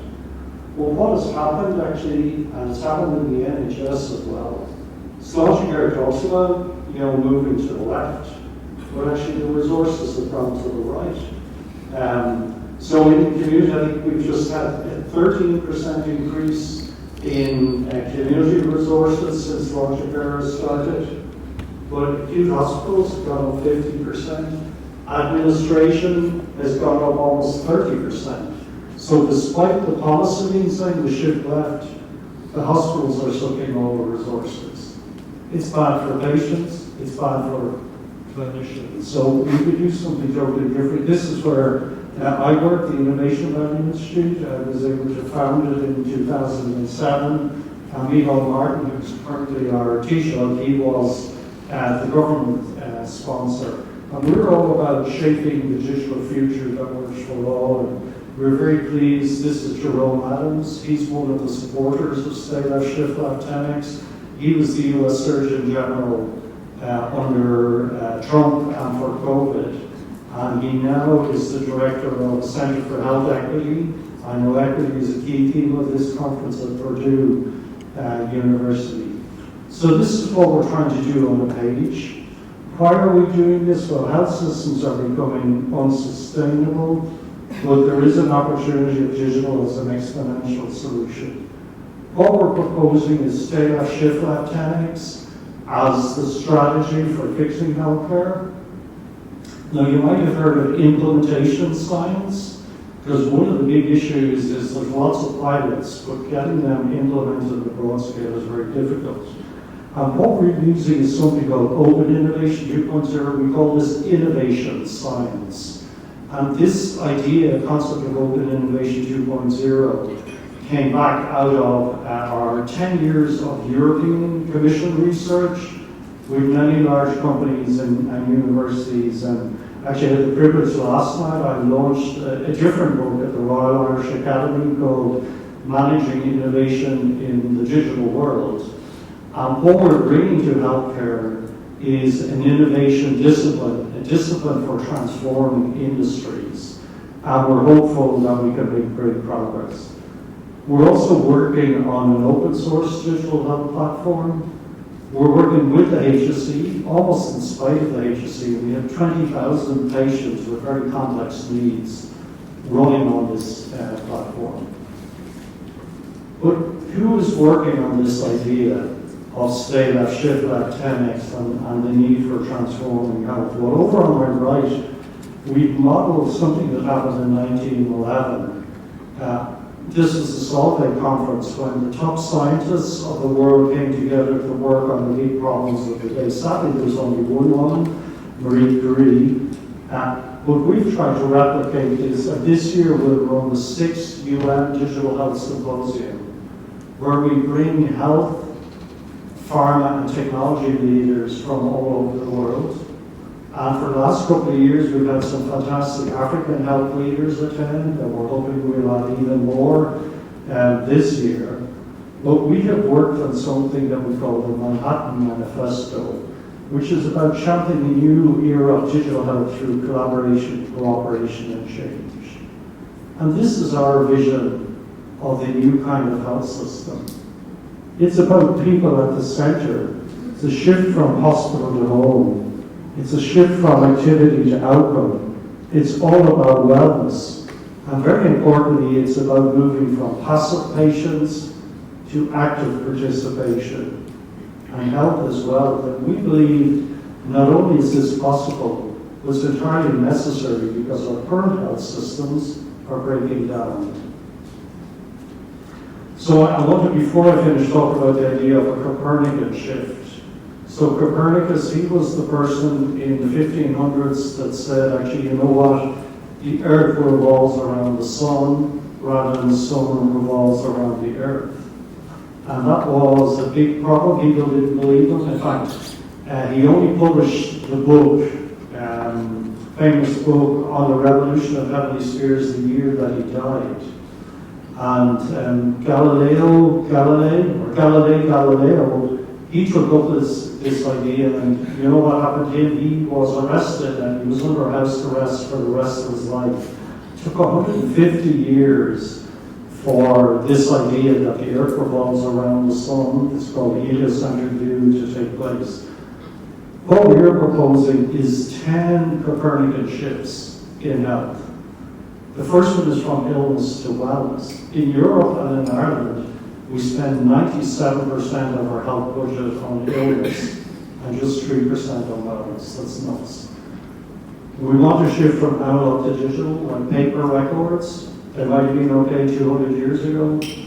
We do everything. We do our shopping, we do our banking, we listen to music on our phones. Why not our health? A very important one is paternalism to partnership. So we move from doctor knows best to patients knows best. We move from hospital to home, episodic care to continuous care, human intelligence to augmented intelligence, atomistic health to holistic health, producer innovation to patient innovation, communicable disease to chronic disease, and lastly, think about health not as an expense, but as an investment. I want to just briefly talk about two of these, human intelligence to augmented intelligence, and communicable disease to chronic disease. In the US, 90% of every dollar spent on health is now spent on either chronic disease or mental health. It's slightly different in Africa. In Ireland, it's trending towards this. But let's take mental health. It's a huge challenge.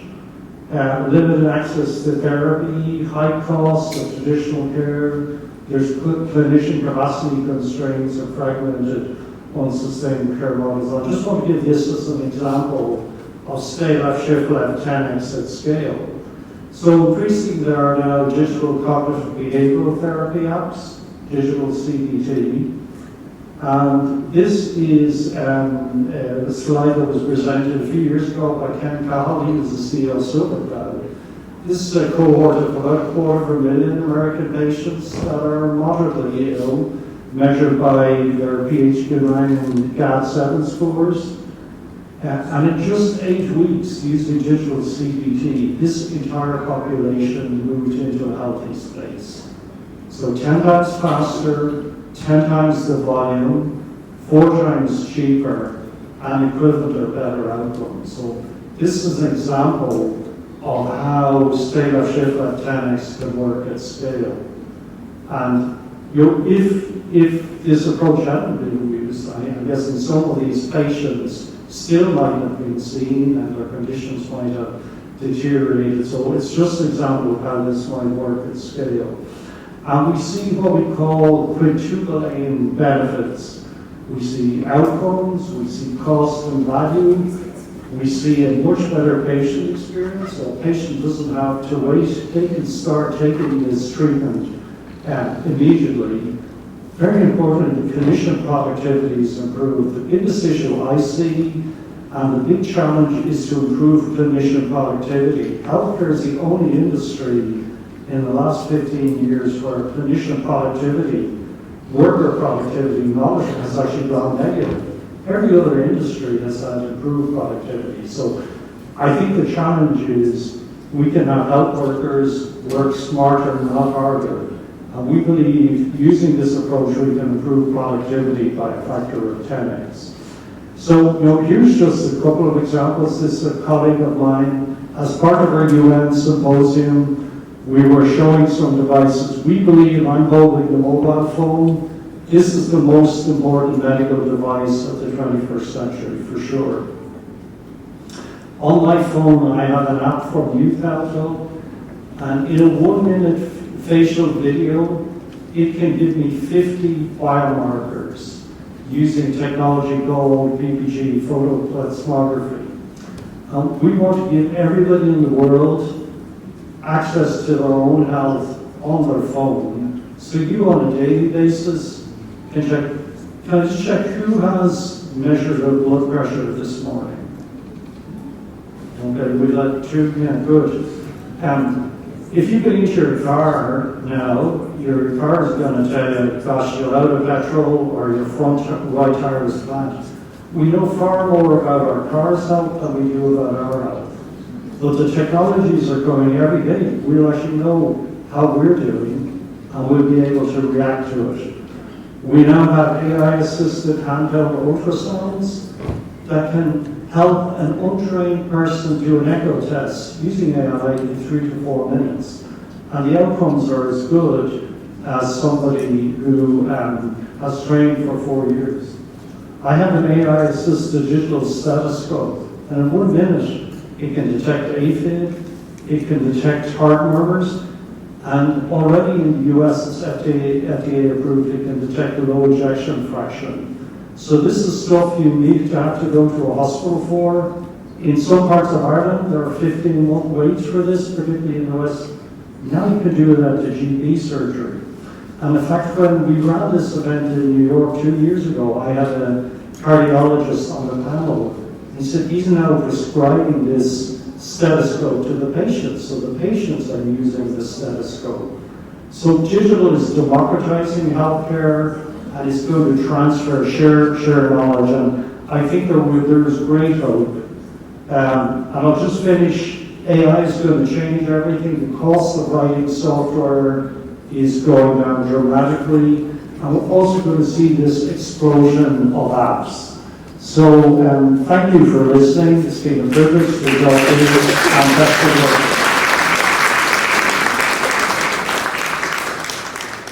And I would love to call upon Samantha Makiwa. Give her a warm welcome, please.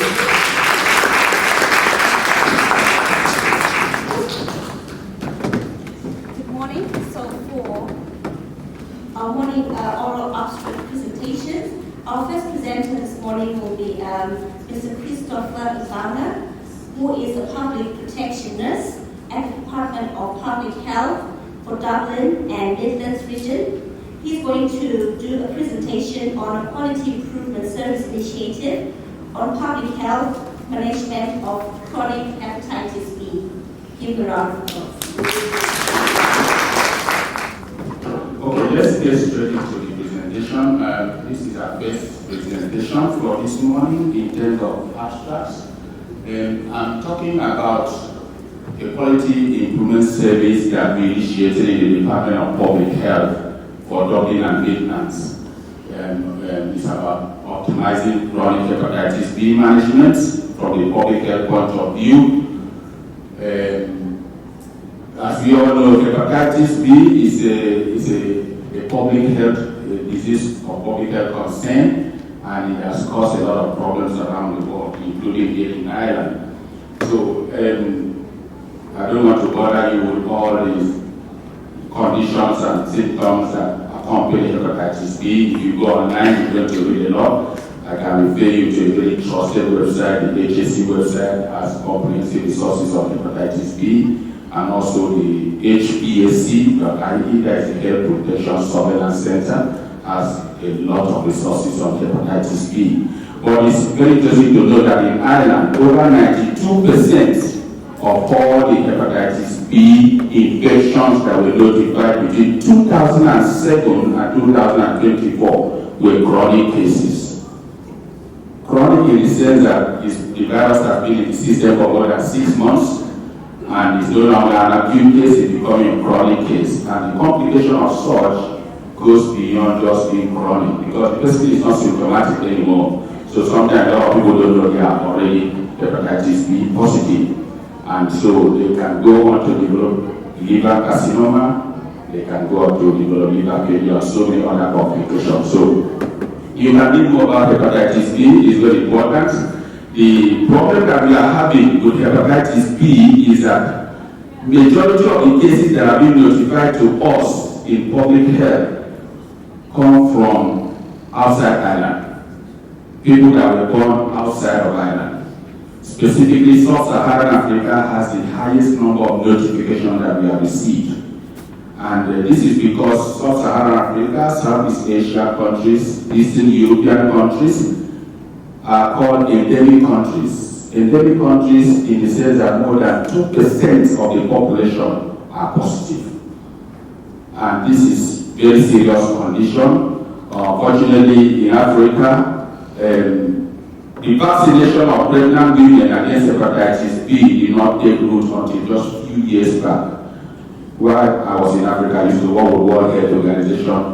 It was not introduced into the primary childhood immunization schedule until 2000 and something.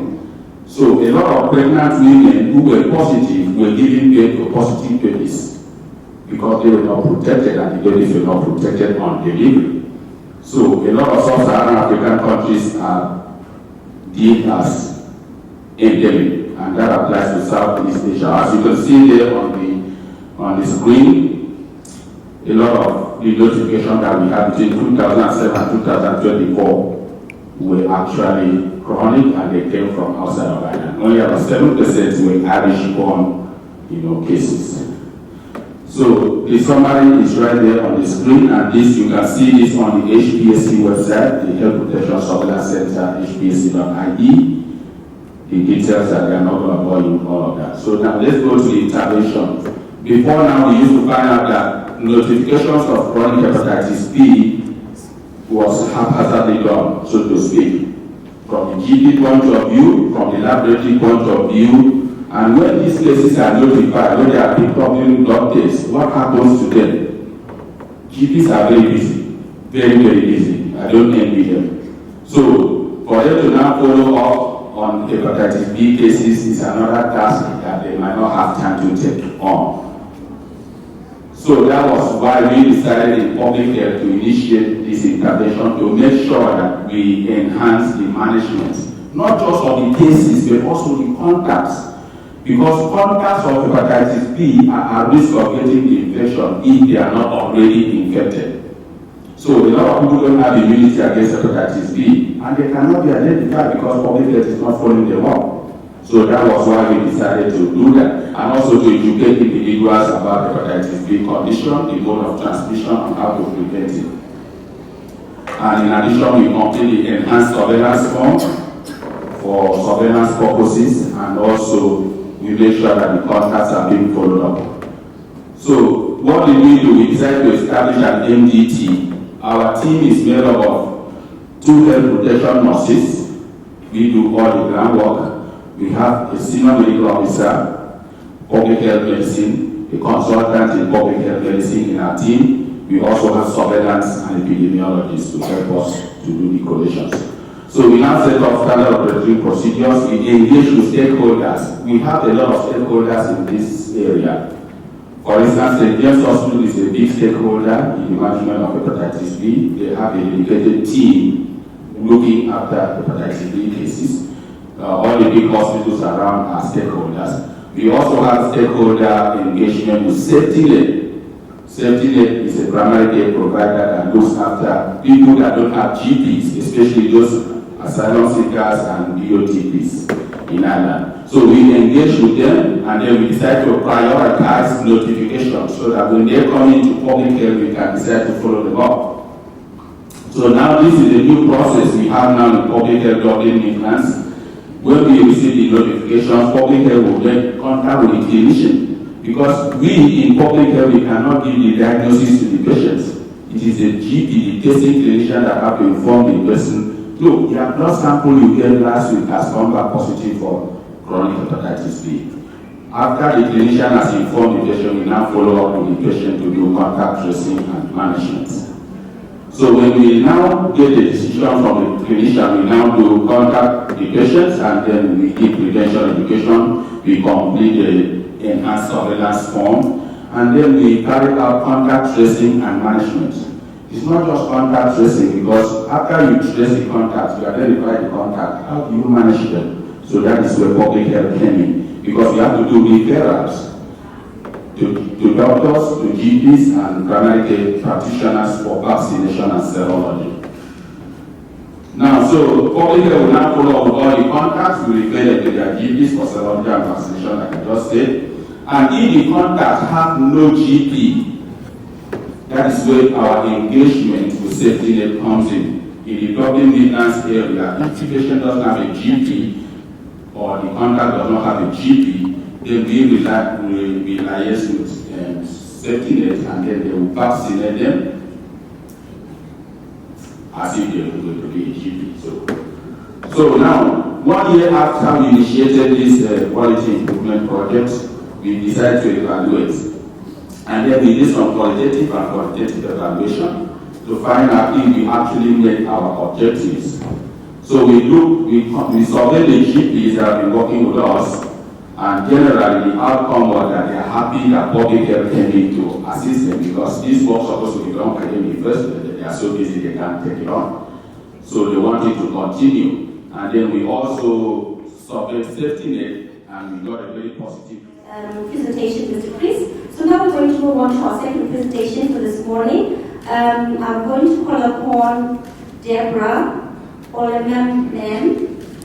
She's going to do a presentation about exploring the lived experience of individuals living with sickle cell disease in Ireland.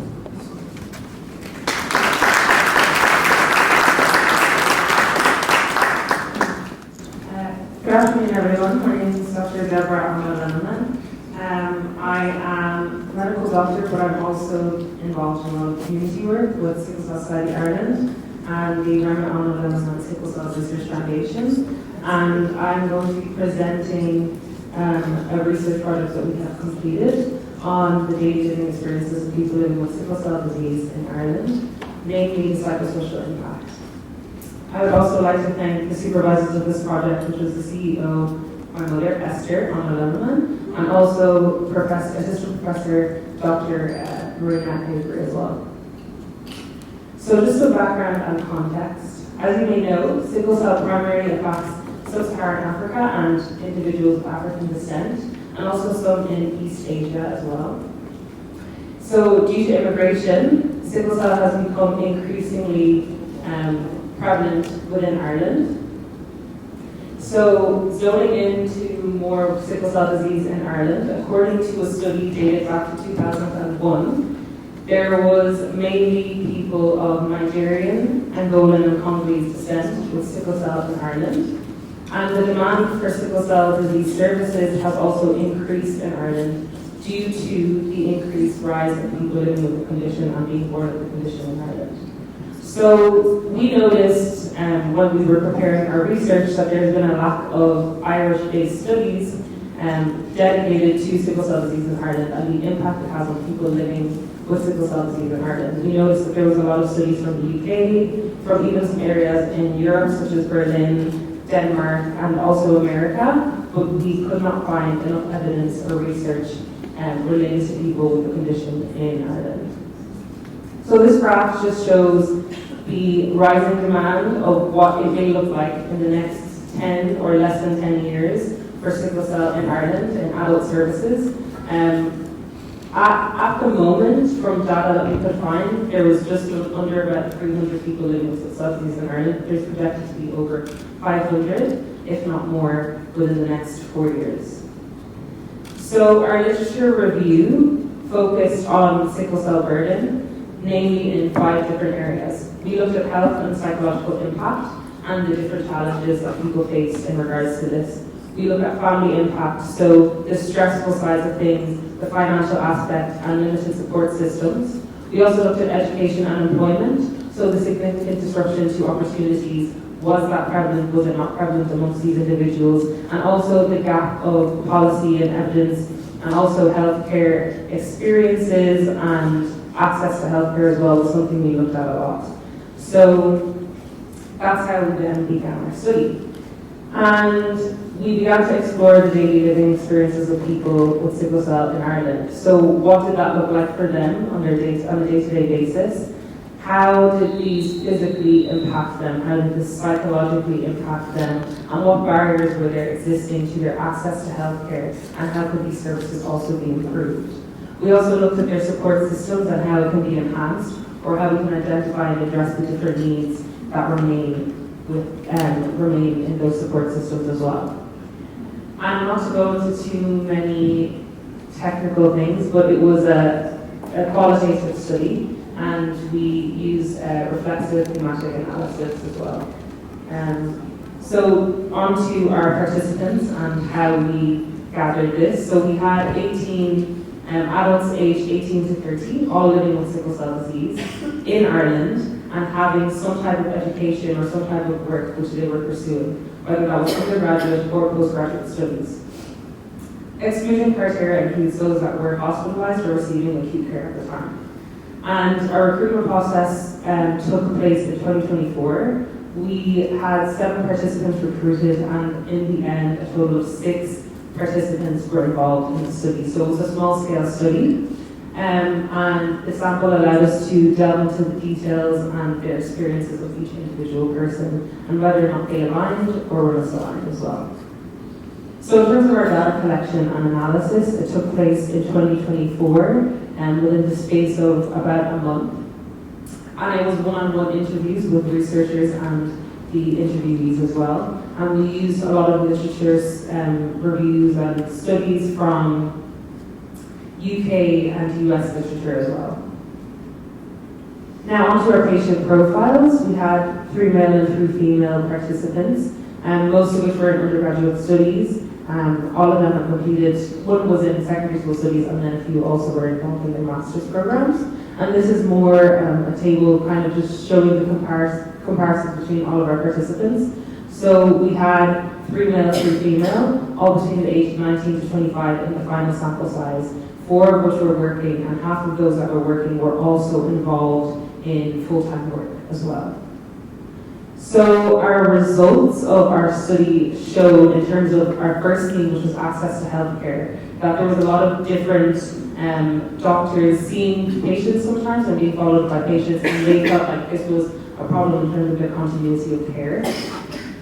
There was also a high financial burden for a lot of people due to the medications in which they were buying, and for non-medical card holders and for those which were working, that also impacted them as well. And then there were geographical challenges. I'm not sure if many people are aware, but the main focus, or the main, I suppose, hub for sickle cell disease management in Ireland is within Dublin, so it was not very convenient for people living in the west of Cork, Waterford, for example, to be travelling back and forth if they're in the middle of a crisis. And also there was lack of community care as well, so a lot of people weren't able to be adequately followed up with their GPs. Also, in general, a lot of them noted that they felt that there was low awareness of sickle cell disease with some healthcare professionals that they may have encountered in the emergency departments. So these are just some quotes from our studies as well. Damien, these are all anonymous names. Damien had said, they didn't have a radiator in the room for me, so I was freezing in January and I kept asking for more blankets. And Jane had said, in the adults hospital, I'm doing 2 things on 2 different days. I'll have to come on a Monday for blood tests and Wednesdays for transfusion. The results for our second theme, which was stigma and psychological impact, shows that there was a lot of stigma which oftentimes led to isolation for people amongst peers, families or friends, and there was also a high mental health burden. And a lot of people also felt that psychological support would be crucial for people living with sickle cell. However, not all patients were familiar with these services or made good use of them. And some quotes in regards to this aspect as well. Sometimes it often felt like my mental state led to dark thoughts and anything could just happen. They introduced a psychologist to me, and that was really helpful. And then in terms of our third theme, social and family support, overall, there was a lot of positive impacts that people reported from family and friends, and they felt that this was essential in terms of their emotional support, health and safety. And the awareness of peers as well also was very beneficial for them, but some of their families, peers or friends may have been unaware of sickle cell disease. But overall, informing family and friends improved the quality of life. There was also some concerns of independence. And again, some quotes here. I felt safest in my family's care. I feel more comfortable and relaxed when I share problems with another sickle cell patient. And I'll just say towards the end, I hate the fact that people have to sacrifice their life for just peace. Our fourth theme, which was the impact on education. There was some appointments that people would have to attend, which often impacted their attendance in school or college, for example. And also, some institutions also remained unaware of sickle cell disease, its importance of it as well. So there was still some lack of awareness amongst institutions overall. And again, these are some quotes, but due to time, I don't think I'll be able to read all of them. But I'll read the first one that said, I remember my last paper, I was so sick that I actually lay down to write the exam. And in terms of employment challenges, a lot of people often preferred low-impact jobs such as working from home as well, and this assisted with their flexibility and their needs. And then there was a lot of times where they often felt there might have been a stigma if they had disclosed the fact that they were living with sickle cell disease. And there were also concerns for support, whether they'll get enough whether they get annual leave, and also sort of understanding whether they'll get leave for the likes of appointments, follow-ups, and checkups as well.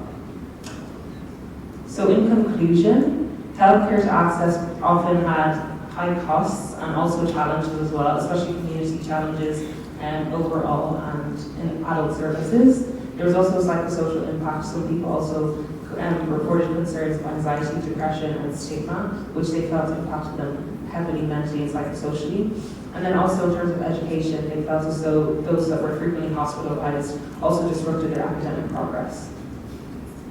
In regards to employment, they often felt low-impact jobs were better for them, and there was limited awareness of sickle cell in the employment setting as well. And then in terms of family and social support, they felt that their family and friends were crucial in providing support for them. And the overall need for this project, what was highlighted to us, was that we need a coordinated and multifaceted approach in order to bridge the gaps that we have noted in Ireland for people living with sickle cell disease, and also in order to improve and enhance their quality of life. Thank you for listening. Thank you, Deborah. We're only going to take 2 questions in light of time.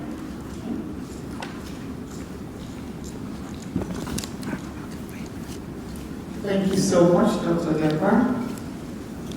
And my name is Olutola, I'm a pharmacist. I just want to highlight maybe one thing. I don't want to waste our time. So I do a lot of work with a few sickle cell patients that I know and that our patients, I'll say, I think more needs to be done. This is very educative, and I think if the government is represented here, more needs to be done. I have a friend that has sickle cell disease, and she tells me that St. James's will be the ideal place to go as an adult. So one day we had, suppose we have a few people that will refer sickle cell patients to us because we are Africans and we own 2 pharmacies in Laos. Okay, so this guy was referred to us. He didn't have a GP and he needed meds. Anyway, we got sorted with GP and everything. He got prescription from Our Lady of Lourdes in Florida. But then he had a crisis one day, and who did he ring? He rang my husband. And he drove him all the way from London to St. James's. Like, that was not an ambulance, but he drove him anyway.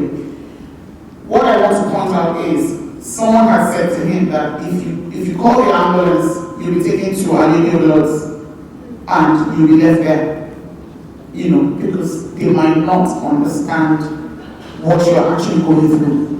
So we need the government to do more. Thank you very much.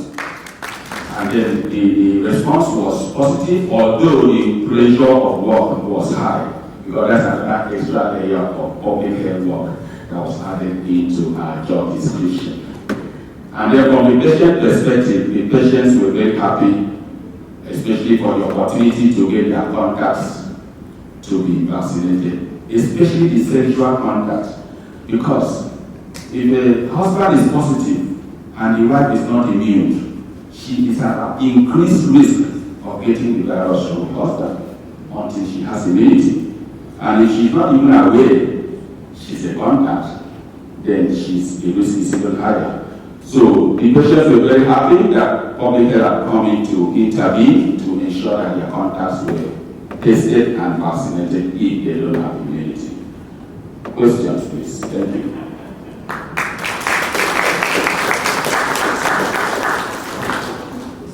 Yes, please. Thank you so much for that quality initiative. I just want to know, as nurses, and you are in the public health sector, is there anything we can do to help people, be cautious about hepatitis B or recognizing symptoms? Anything at all that we can take online? Anything I would like to, contribute to supporting this initiative? Anything you might want us to do to help the public or to support your initiative? Thank you.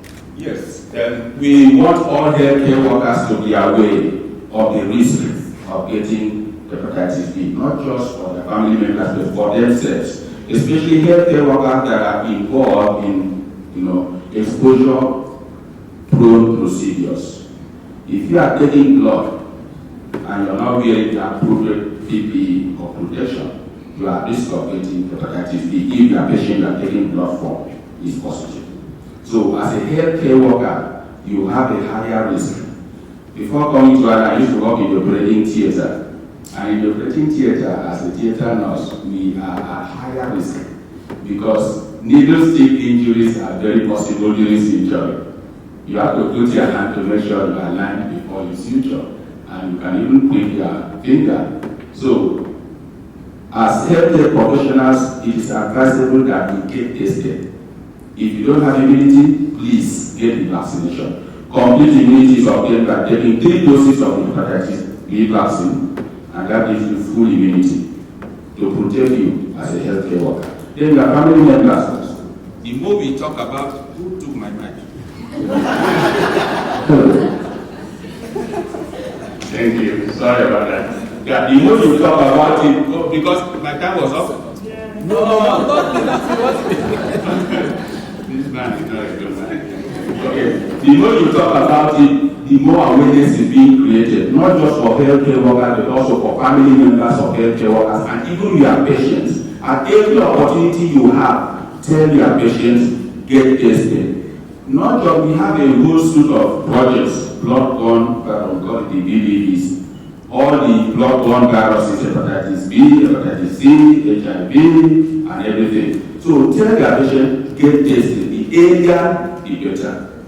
Now, people can live. The hepatitis B virus can be taken care of. If your immunity is high, after some period, your body will take care of all the viruses. And we need to refer to hepatologists. That's what we do.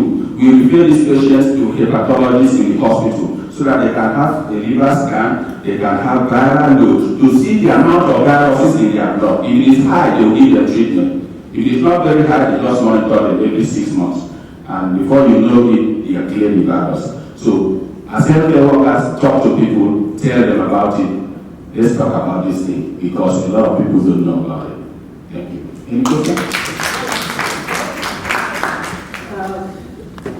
Good afternoon, everyone. Thanks for that presentation. I'm just wondering, in Ireland, is the health workers, is it not compulsory that they should be vaccinated? Well, it is necessary. Okay. I don't want to use the word compulsory. But most employers will ask you before you are being employed as part of their pre-employment test that you produce evidence of hepatitis B vaccination. And if you don't have, you need to have it. Occupational health is supposed to do that, and they are doing it. Before they employ you, they will ask you for your vaccination, and if you don't have records, your serology result to see if you have immunity, not just against hepatitis B, but all other blood-borne viruses that can affect your patients. So, yeah, thank you so much. I think my suggestion, and I think the education will be the grassroots, because there are quite a number of volunteers. A lot of people are doing things in the community, for older people, for young people, and they're not aware of this. So it will be really necessary that this world. yeah, that's where you come in, talk to them about it. Thank you. You're welcome. Thank you very much for that very insightful presentation. So my question is, I'm a midwife myself, and in recent times we are seeing a lot of free births. So pregnant women who will not seek medical attention until, they deliver, sometimes deliver at home, and sometimes they come to the hospital and when, problem occurs. So what is public health responsibility? What is the public health department doing to make sure these women who could be at risk but would not be found because of the current healthcare system in Ireland, to make sure that these women are also protected, to give chance to the next generation who probably should be free of this disease with the way the public health is going about it. Okay. Thank you very much. If I understand you very well, public health does a lot of, awareness creation. I work in health protection. We have health promotion, health improvement, health service improvement. So there are different domains in public health. But generally, it's the duty of every healthcare worker to talk about it. You have access to these pregnant women even before public health does. And our GPs here, please, you have direct access to everybody even before they get pregnant. So at every opportunity, you have contacts, because every contact counts. Every contact you have with your patients and GP practice, tell them about blood-borne viruses before they even get pregnant. And by the time they get pregnant, they encourage them to go to the antenatal, because at the antenatal, they will have their antenatal bloods done. And these viruses can be picked up, and there will be intervention put in place for the newborn baby immediately after birth. He's a consultant, a pediatric consultant, an emergency physician, and former clinical director at Children's Health Ireland. With extensive leadership experience across acute healthcare services, he is recognized for his work in clinical excellence, healthcare leadership, workforce development, and improving healthcare delivery across international healthcare system. Can we give a warm welcome to Professor Ike Okafor?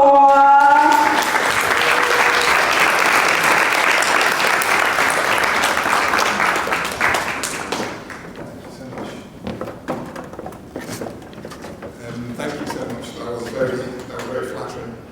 I'm not sure I deserve that. So thank you for having me. It's good to see Rachel again.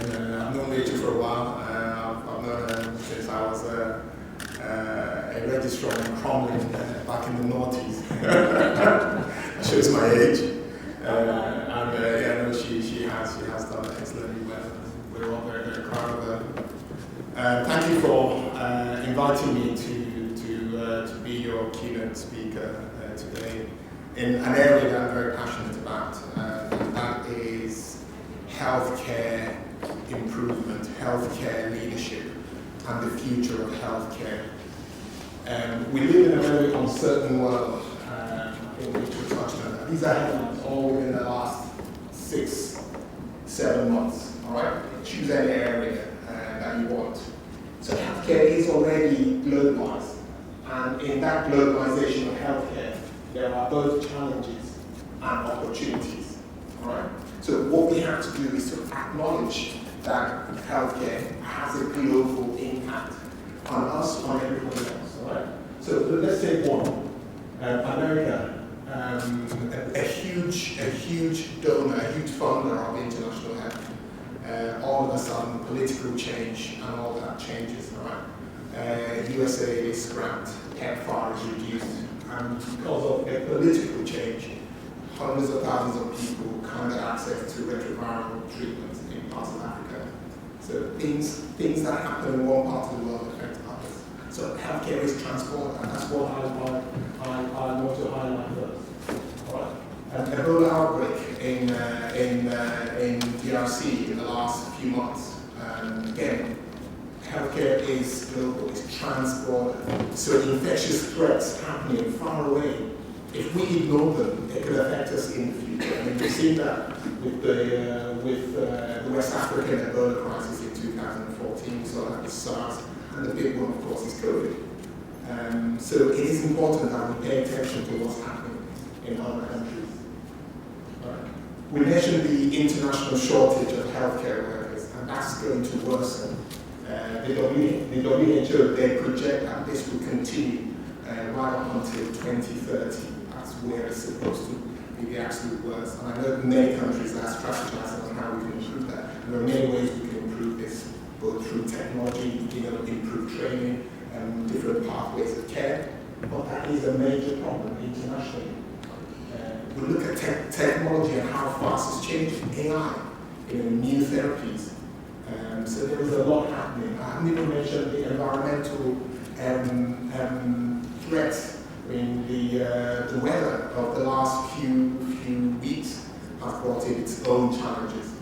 I mentioned politics, increased in things like protectionism, in nativism, conflicts in Europe, in the Middle East. It leads to mass movements of people.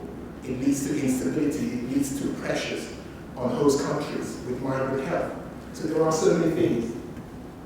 So always think of healthcare as a cross-border institution or as a cross-border entity, because if you look at it from your own country point of view, then you stumble.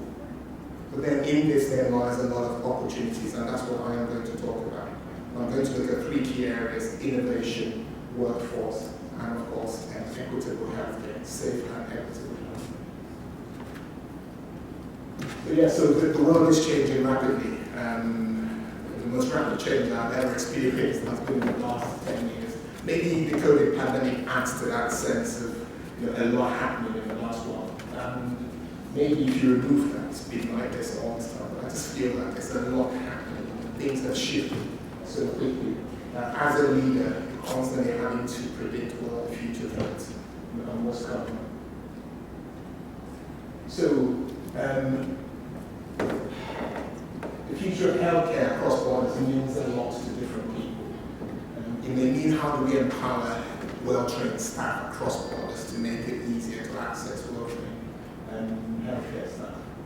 It might mean how do we integrate our technologies to achieve better outcomes for patients.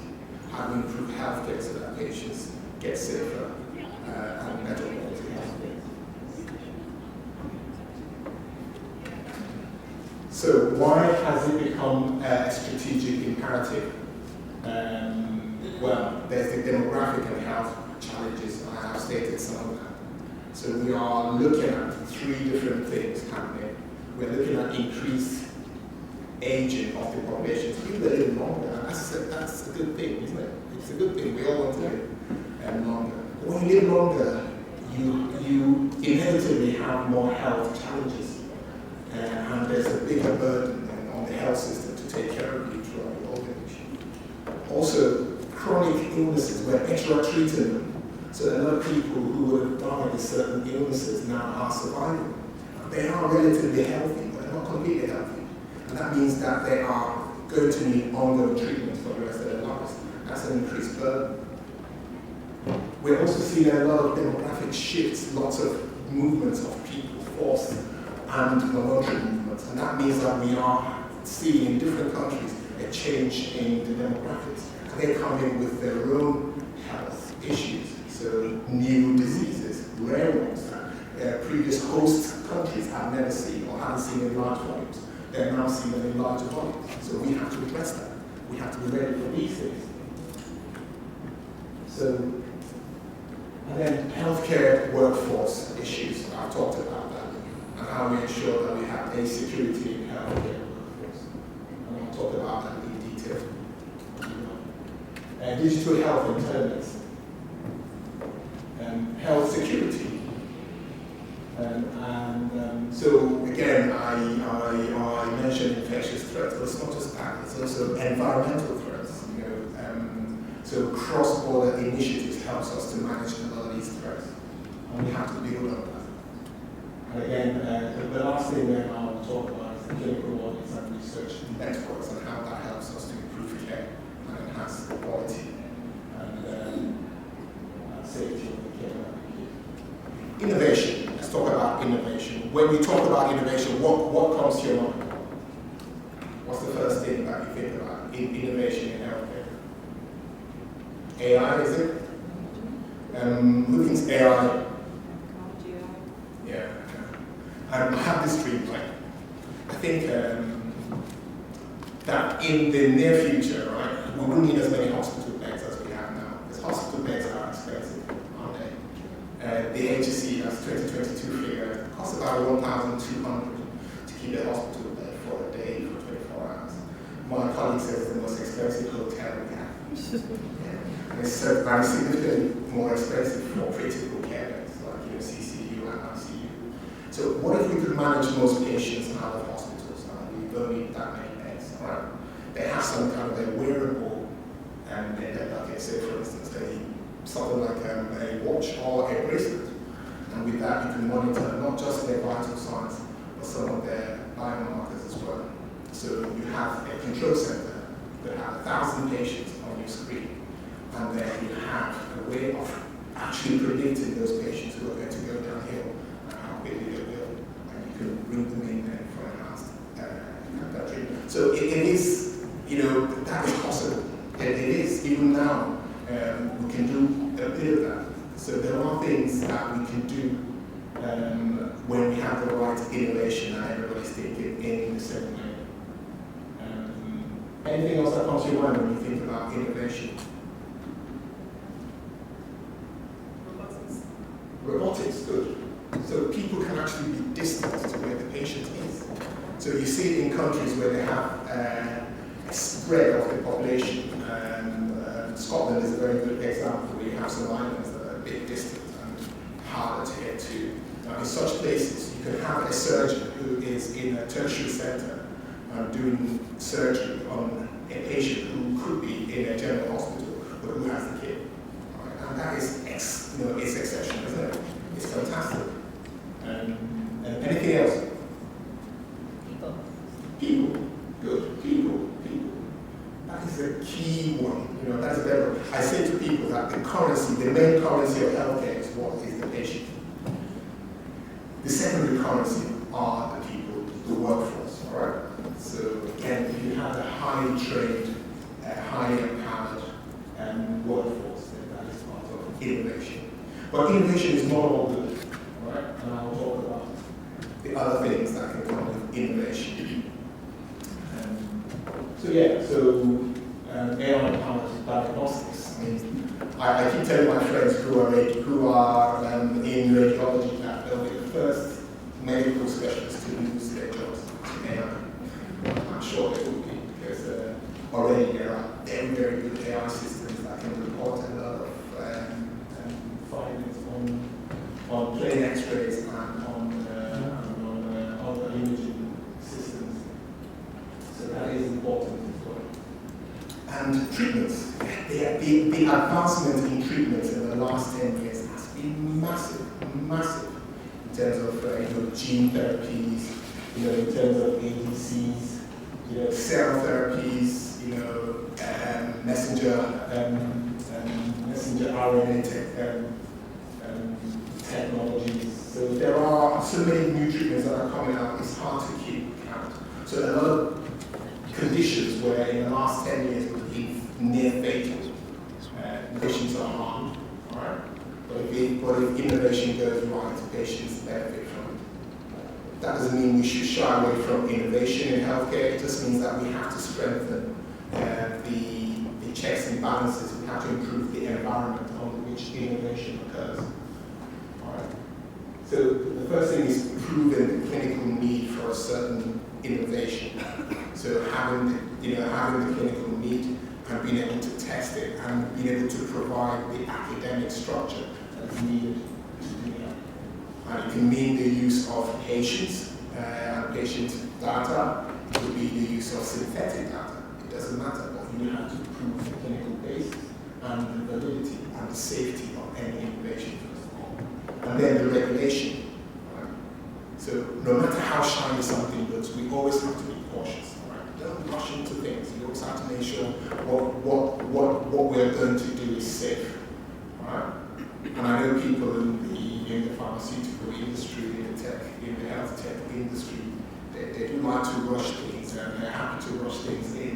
But we, the clinicians, always say, hold on, because I have seen, I know when things can go wrong from well-intentioned innovations.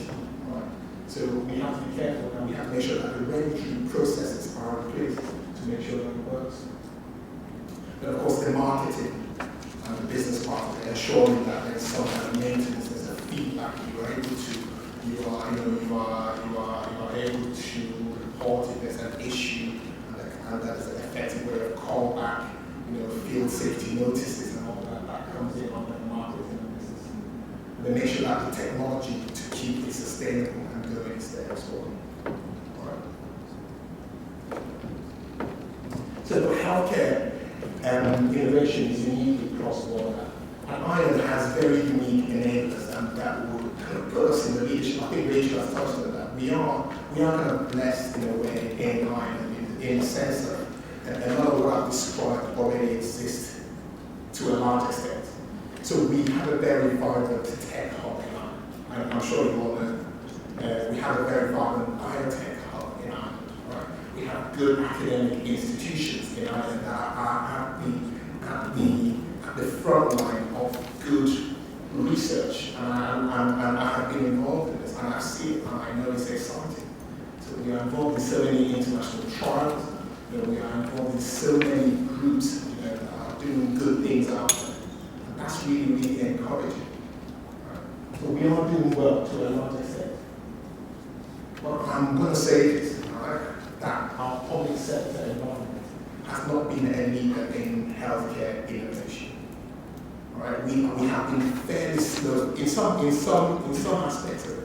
And some aspects we are good. We are good to embrace new therapies. Even if the cost is quite high, we are very, very, very, very quick to embrace them once we can prove their safety. But in other areas, what I'm going to talk about is the lack of digital healthcare in Ireland is shocking. I went to a conference in 2023 in the United States, and people were talking about what electronic health records they had. And I was with a group of people. One was from Lebanon, right? I had people from South Africa, US, Sweden, different countries, and about 10 of us. I was the only person coming from a country where we were still on paying that charge, including Lebanese. I'm not making this up. So I asked there was one of the Americans, and they said that they got their first EHR in 1981. 1981 is 45 years ago, and we are still on paper, and we are a wealthy country. So that's embarrassing. And that is one single intervention that we can make that will improve outcomes without any other thing happening. All right? It is one vendor, end-to-end EHR in this country. If we started that now, you will see the improvement. So other things that are good for us is that we are a member of the EU, and that comes with so many good things. All right? We have these things called ERNs, which are the research networks that looks into rare conditions where we don't have enough population in Ireland to be able to get a good sense of what treatments and therapies will achieve. So we're part of a larger group where we can look at them as a collective. Also, we have shared regulatory and public health initiatives as well, which makes it easier to manage data and to manage threats that come into the country as well, as part of the larger group. So that's a good advantage. And despite our EU membership, we still have this historical links with countries like the UK and the US. So we have so many clinical and audit networks, like Pickelet or NICOL. So there are clinical audit networks where, for one of them is intensive care, where you look at a collective group of intensive care units in the UK and Ireland, and you look at your adverse outcomes, like your mortality rates, your estimation rates, and stuff like that. And if you're an outlier, you find out why are you the outlier, and that helps us to improve care. But we don't have enough of it because we don't have the technology to enable it across all specialties and all groups.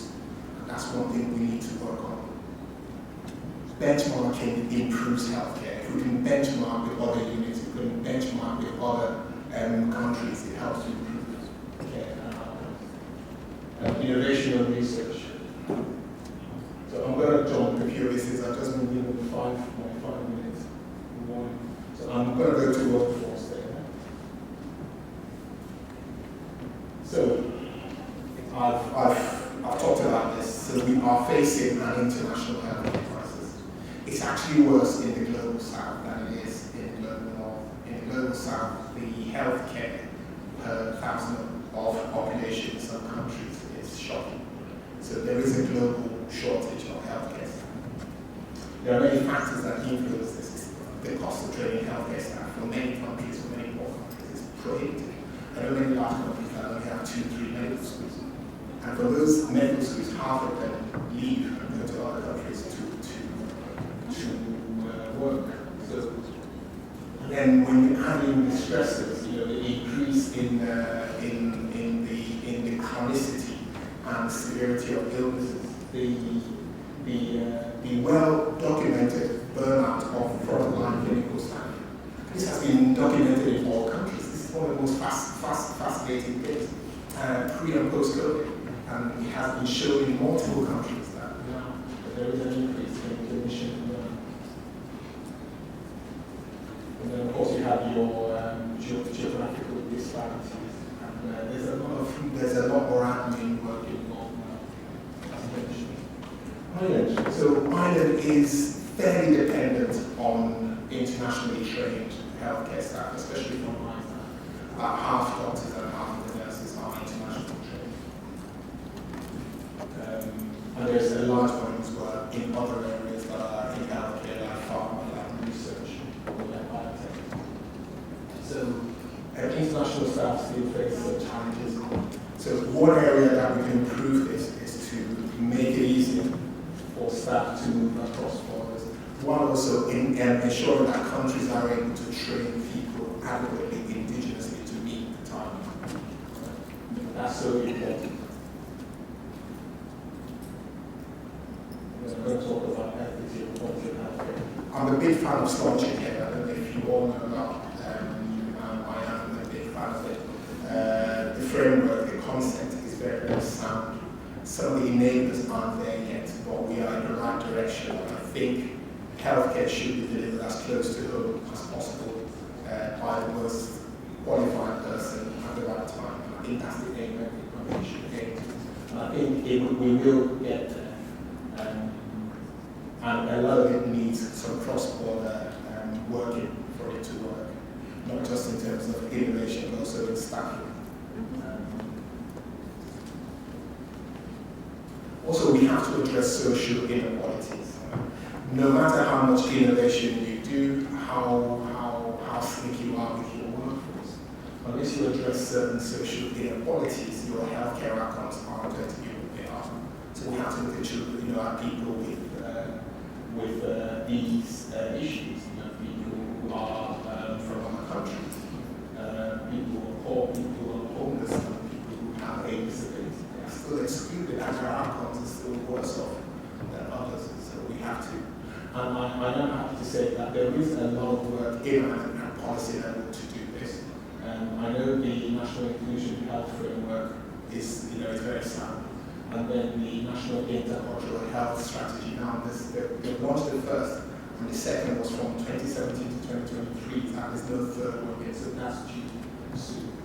That was the publication I made in 2020 where I highlighted the increase in homelessness amongst the children that we were discharging.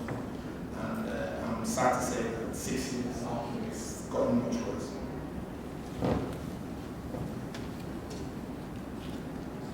So, is digital health an enabler of equitable care? Yes, I have mentioned that. If there's one single thing that we can do right now that will change outcomes without doing any other thing, is to embrace. I'm just going to finish there because I'm working on it. So, thank you. Good morning, ladies and gentlemen. My name is Moradon Otuwale, and I am the chairperson for this year's African Health Summit Ireland 2026. It is a great honour to welcome you all to this important day as we come together under the theme Leading the Future of Healthcare Across Borders. This theme speaks powerfully to the moment we are in. Healthcare today is no longer shaped by one nation, one system or one profession alone. Today's summit is a celebration of collaboration, knowledge sharing and leadership. It is a space where healthcare professionals, researchers, policymakers and community leaders can come together to exchange ideas, build partnerships and shape practical solutions for stronger health systems in Ireland, Africa and across the globe. As we begin today's programme, I encourage us all to engage openly, listen intentionally and to connect meaningfully. Let us use this summit not alone to discuss the future of healthcare, but to actively lead it. On behalf of the organisers, thank you to our speakers, sponsors, partners, delegates, and everyone joining us here today. Thank you for being here, and welcome once again to African Health Summit Ireland 2026. Okay, so following up from the speech of the chairperson, again just reminding you of the team, which is leading the future of healthcare across borders, innovation, workforce, equity, that reflects the conversation that our community needs to be having. And we're delighted that we have the expertise, to have that conversation here today. So from the keynote sessions, the oral abstract presentation, the work-having discussions, something new that we added this year, and the awards as well. Every element has been put together to ensure that we create a space for the African health care professionals, so they are not only seen, they're heard, they're celebrated, and they are having connections today. So on that note, I want to welcome everyone again. Please a round of applause for yourselves for being here. Morning. Thank you everyone for coming to the African Health Summit Island. We're so delighted to have you here. This is the third year celebrating the African excellence in Ireland and across borders. The African Health Island 2026 is a premier international platform. As a matter of fact, this is the year we have the largest international buy-in for the summit. We have guest speakers, across the border. We have exhibitors coming from the UK to exhibit at the African Health Summit. We have speakers, we have actual presentations, delegates coming in. So it's really a beautiful platform, advancing dialogue, collaboration and solutions across global health systems. As healthcare system navigates workforce shortages, rapid user transformation and persistent inequities, the Train Summit focuses on building sustainable, innovation-driven and inclusive models of care across borders. Thank you very much, Naika. Ladies and gentlemen, you're welcome to this year's summit. And a lot of people might have this question, what is the vision? Why are we doing this? It's a very simple question. The vision for this program is just to create a platform that will amplify to make sure that African healthcare excellence is being celebrated, is being acknowledged, and it's also to promote innovation, encourage people to bring up ideas, turn ideas into activities that can help to improve the healthcare status of Africans here in Ireland, and also to influence healthcare transformation globally. Because what we discuss here can be heard outside, even across the pond in the United States of America and around the world. Then the mission of why we are here is to connect healthcare professionals with policymakers, because when that intersection is made between healthcare professionals and policymakers, whatever policy is being made can be turned into activities, and that can benefit our patients and our family members. And apart from that, we also want to encourage entrepreneurs and researchers and communities to shape the future of healthcare across Ireland and across the world. Thank you so much. I want to use the opportunity, as many of you that know myself, the former president of the Association of Nigerian Nurses in Ireland.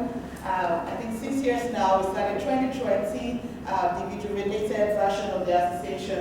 And this man beside me have been with, by my side as the vice president, alongside with a beautiful, team of executives. And we just want to take this opportunity to acknowledge our team. The Association of Nigerian Nurses in Ireland happens to be the official host of the African Health Summit. So there is no summit, there's no African Summit without the Association of Nigerian Nurses. And we want to take this opportunity to thank all our members, all our advisors, and everyone that has been supporting the association, all our partners, NMBI, INMO, for the great support that we have received over the years. I want to take the opportunity to acknowledge my executive, when I say my executive, my team. Mr. Kwesi as the Vice President, Chioma Okoro as the PRO, Kamala Fekwe as the Secretary, able Secretary, and of course, Aminat Ibrahim is not here, and she's our FinSec. And on that note, I would like to introduce to you, you know what? Guess, the new faces of the Association of Nigerian Nurses and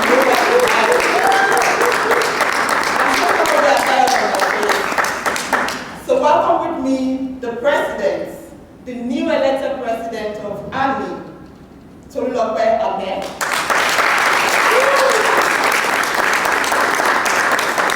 The vice president one, Tolulope Toluwalashe Eweoya. Vice president two, Mary Annie. Alicia Adeniran, the general secretary. And the assistant secretary, Olabisi Arole. We are on the right in the Obiora.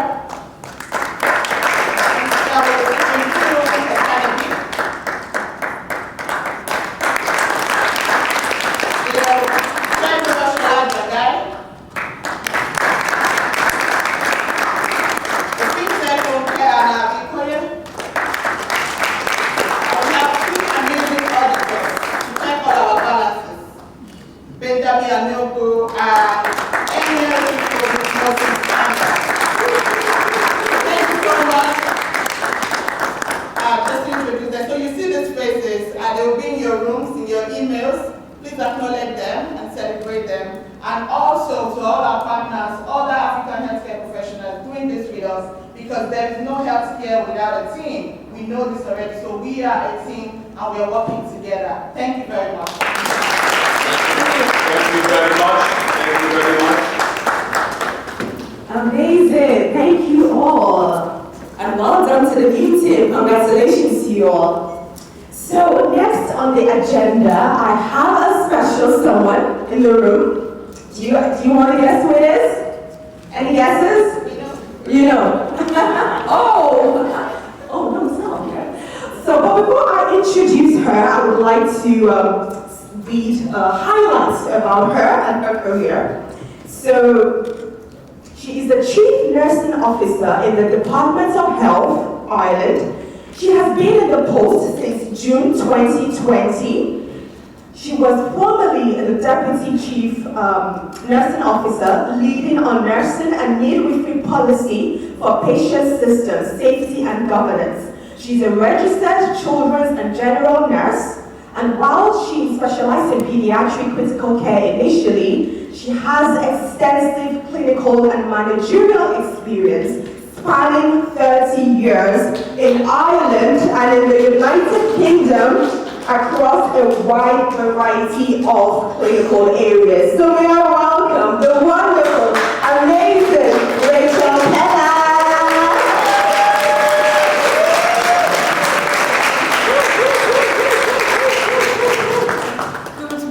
Good morning, and thank you for that amazing welcome. I really am delighted to be here with you this morning and to get the opportunity to meet you, to be with you at this special event, and to talk to you a little bit about what I do and how it's relevant to you, because I can only be successful as a policymaker if I have collaborations right across the board, not just across the department, but across the health system and across the world. So my connections with you are really, really important. I want to begin by acknowledging the organisers of today's summit, a really, truly fantastic event. And I've met many of you on visits out to healthcare settings in the Department of Health and at various conferences. So I know your contributions are so significant, and I really want you to try to tell you what we're doing in the Department of Health so that you can continue to engage and work with us to make sure that we get policy right, because policy has a fundamental platform for making sure our work environments are good, for making sure that our patients are getting what they need, for making sure that we enjoy our jobs and that we have great career opportunities.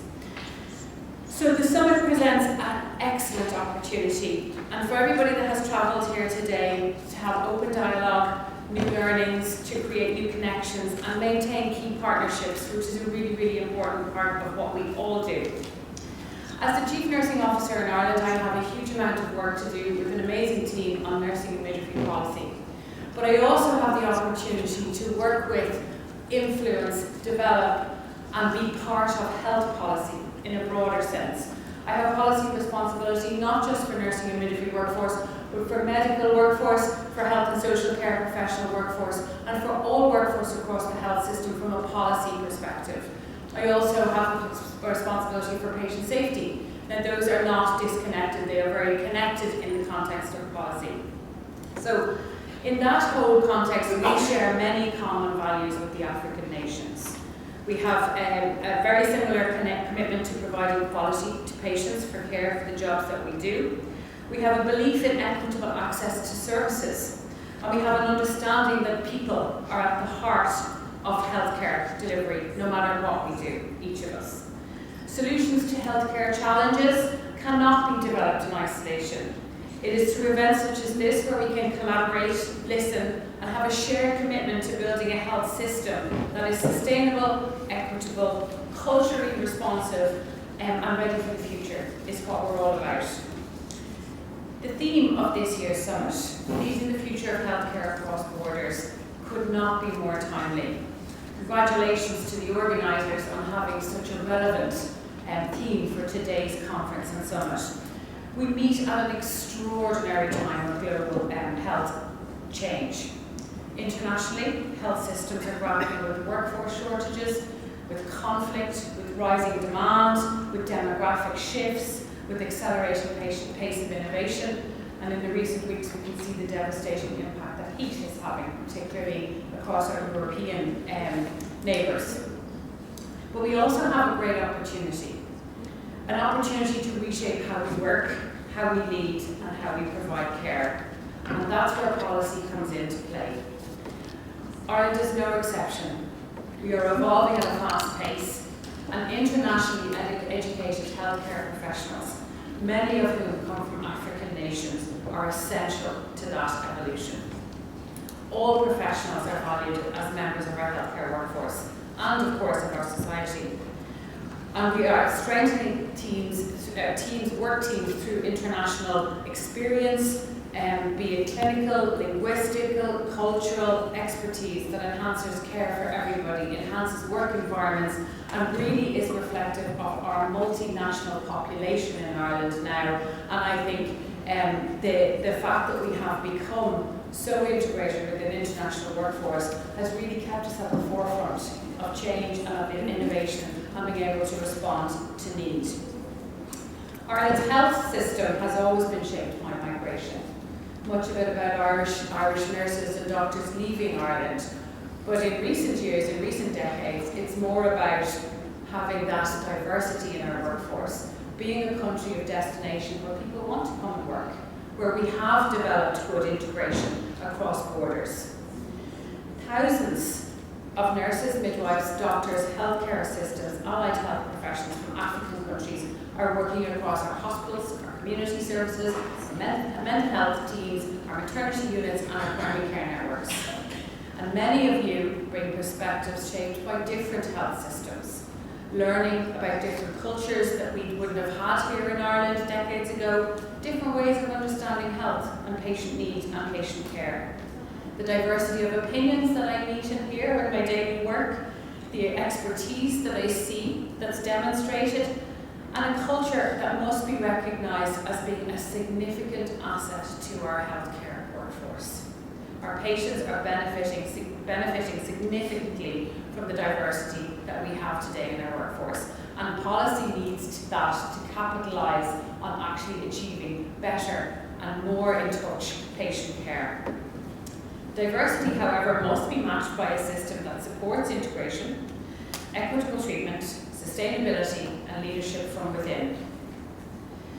So we want internationally educated professionals to thrive in our system, and we must therefore design systems that support from the moment that international professionals, colleagues arrive in Ireland. And what we need to do is do that together. Your voices, your contributions, your input is essential for us to get that right. We need clear pathways to registration and recognition of qualifications, and we've done a huge amount of work for that, but there's work to do. I've met many of you at regulation conferences this year, and I've listened to the challenges that you do have, and we are working together to try and make that better. Equally, we need to provide career pathways. I've met many of African nurses in particular, and midwives when I've been out and about, who are now in promotional posts and are really impacting through leadership on bringing that diversity and integration around what we can and need to do. We also have to accompany these leadership opportunities, career development opportunities, to advanced and specialist practice by proper mentorship and peer networks, because otherwise we don't want people to go into what are very difficult jobs and not feel supported. And finally, we do need co-created anti-racism policies and reporting mechanisms that are clear, that are robust, and that are trusted, and they must be systematically implemented across our health system. Integration is a continuous process, and we need to continually support and learn from each other, because the benefits to our healthcare staff and ultimately our patients are immeasurable. Integration also means a shift towards culturally responsive care that recognises that health is shaped by culture, identity, history, and lived experience of all of us.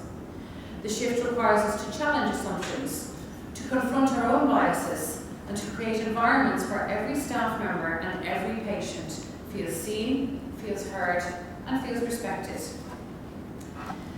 From my perspective then, workforce sustainability is another real challenge, and we are facing it both nationally and globally.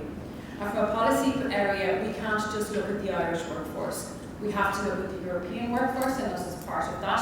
And then we also have to look at the global workforce and Ireland. Albeit that we're a small country, we're a very important part of the global health workforce. Sustainability begins with a strategic workforce planning that looks beyond immediate pressures and anticipates the demographic, social, clinical, and not just the short term, but the longer term future as well. At the heart of this in Ireland is the framework for safe nurse staffing and skill mix. This framework has been developed on a phased basis, and it's a very good example of how policy and action can support staff, can support patients, and does deliver better work environments. A key part of this innovation is the digital layer, the digital aspect to it. TrendCare, the IT system that measures patient acuity and dependency in real time, is now fully live in 15 of our hospitals across the country. We are going to have it in all 49 of our hospitals by the end of this year. Why is that important? Because it's giving clinicians real-time data on what they need to do to make smarter staffing decisions, to make smarter care decisions, and that it is really focused on patient need. In 2026, this is a milestone year for us to have that ability for healthcare professionals, not just nurses and midwives, because it will impact all of us working together. Sustainability also means prioritising staff well-being, and this is a core element of the Safe Staffing Framework. A sustainable workforce is one where staff feel valued, protected and supported. And part of what we do is having safe staffing is allowing people to do their jobs well. It's not just keeping them in the workplace to do the job, it's allowing them to do that well. What does that mean? That means that you're part of the team, that you're listened to, that you're heard, that you have time for training and education, that you have time for reflection, and that you have time together as a team to deal with the many challenges that you face on a day. We participated in the WHO Mental Health of Nurses and Doctors MEND survey. This is a really important piece of research that was done across the European region in terms of the mental health and well-being of our workforce. And it gave us some really valuable insights that we have to pay attention to. What we did see is that the rising demand, the increasing complexity that people are working with right across the health system, and the workforce pressures which translate directly into sustained pressure on workforce needs to be a priority for every country. There's no single policy solution, we did see that, but workforce mental health challenges, and addressing it means that you have to look at a coordinated, multi-level response across policy, education, safe staffing, and the health system responsiveness in totality. It means that you have to be open to innovation to make workplaces better, and that we have to be responsive to what people are saying to us, what the workforce are demonstrating for us. Because the environments are not going to get less complex, in fact, they're going to get more complex. So we have to be ready to move with that.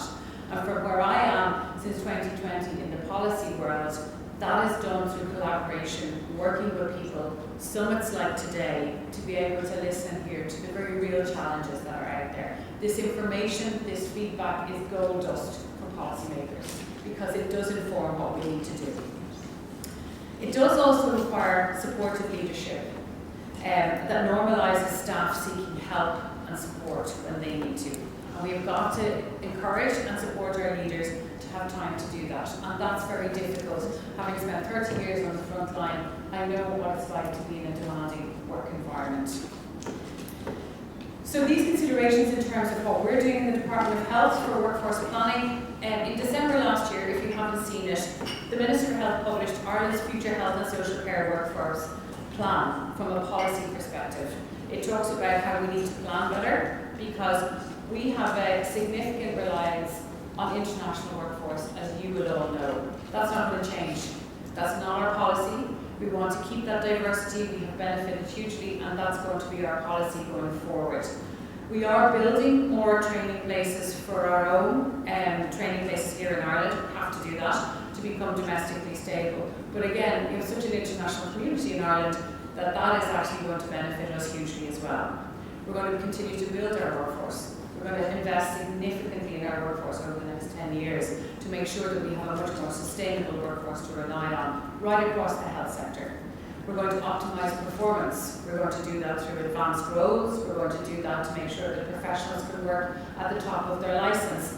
And we're also going to do that through innovation and technology and leverage what we can out of that to make our jobs easier, to make our environments more dynamic, and to actually impact patients as far away from the hospital as we possibly can. That is the policy direction, Scotch Care. So we're going to see new roles in community, we're going to see new roles working with people in their own homes when they're actually quite unwell. And this is going to be done through innovation, through technology, and through really integrated leadership right across the system, with clinicians working together.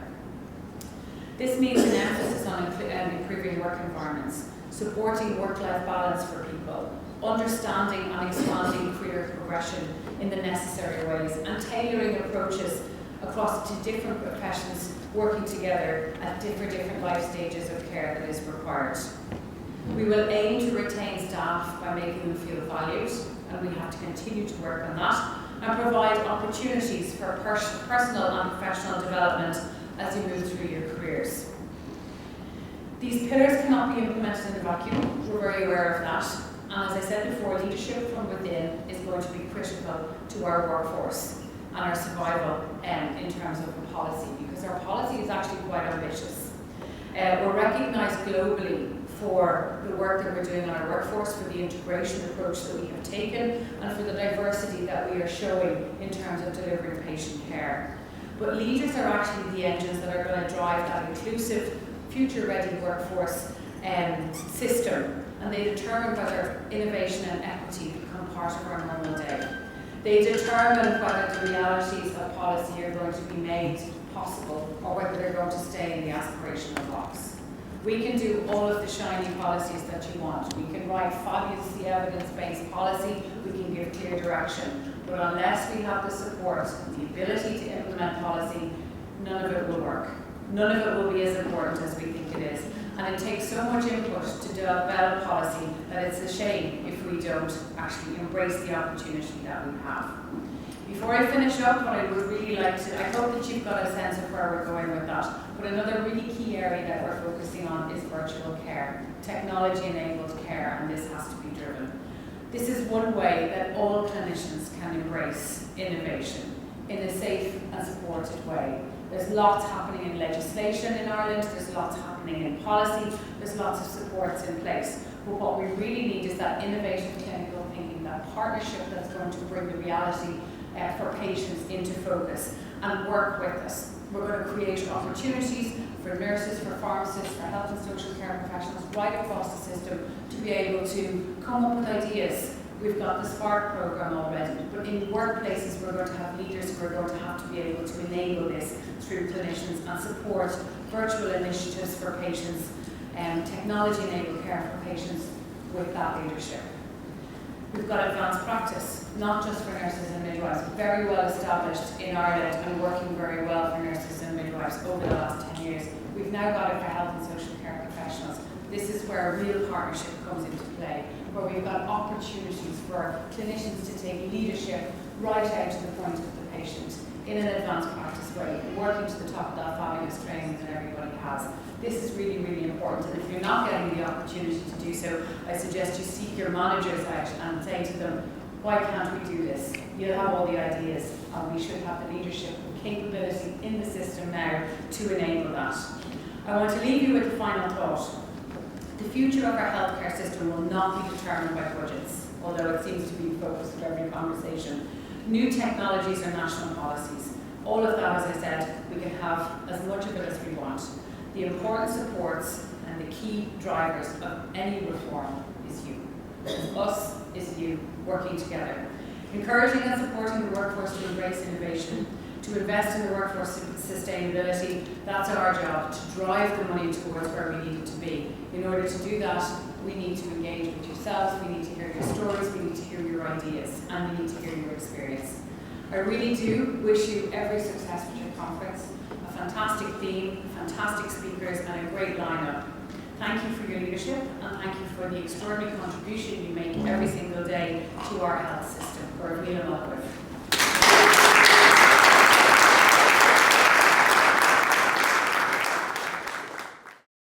So what I'll do briefly, I want to give you just kind of a quick bird's eye tour of the epidemiology that changes in non-communicable diseases or chronic conditions. What are the challenges and opportunities for Africa in the next era, and what are the lessons and principles that we learned from this? So you might be familiar with seeing this. So, and we see in the news all the time about how chronic conditions are the area of growth. You know, it's the growth industry. It's really what we're dealing with. And for those of you all that are clinicians, I'm not a clinician, but I know that this is what you see all the time. And so we've seen worldwide, right, a 50% increase.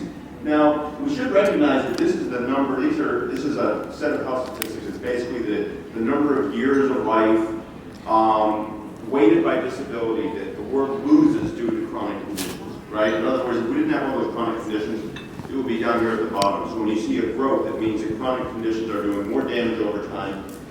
The other message here, as you all clinicians know, is that it's diverse, right? There is just no single chronic, and I'm actually really admire and amazed at how you manage the breadth and diversity of it. But you can see that basically we've got a growth over time. Now that's the world. If we go to Africa and ask the same question, you see basically the same pattern, right? It's the same color, it's basically the same proportional increase.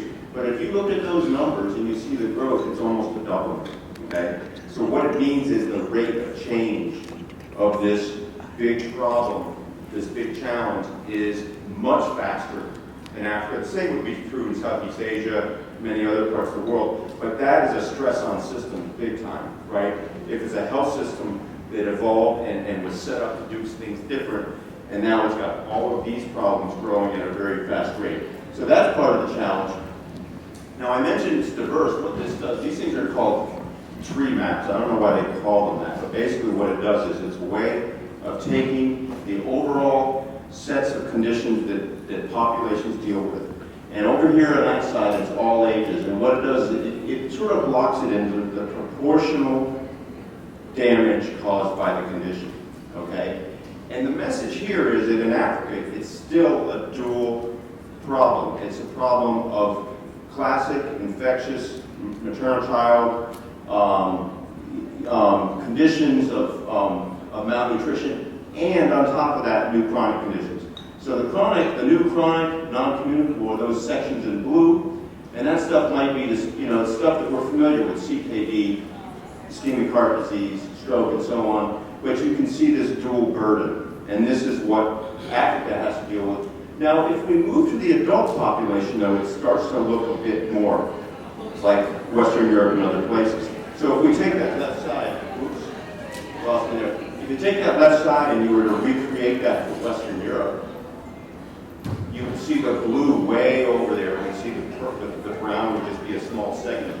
But as you move to the adult, you see that what's happening very rapidly is Africa is starting to look more like Western Europe, okay? And so this creates yet another challenge. If you have the whole population being influenced by this dual burden, and then the adult population has this big mix of chronic conditions to deal with, okay? Let's see here.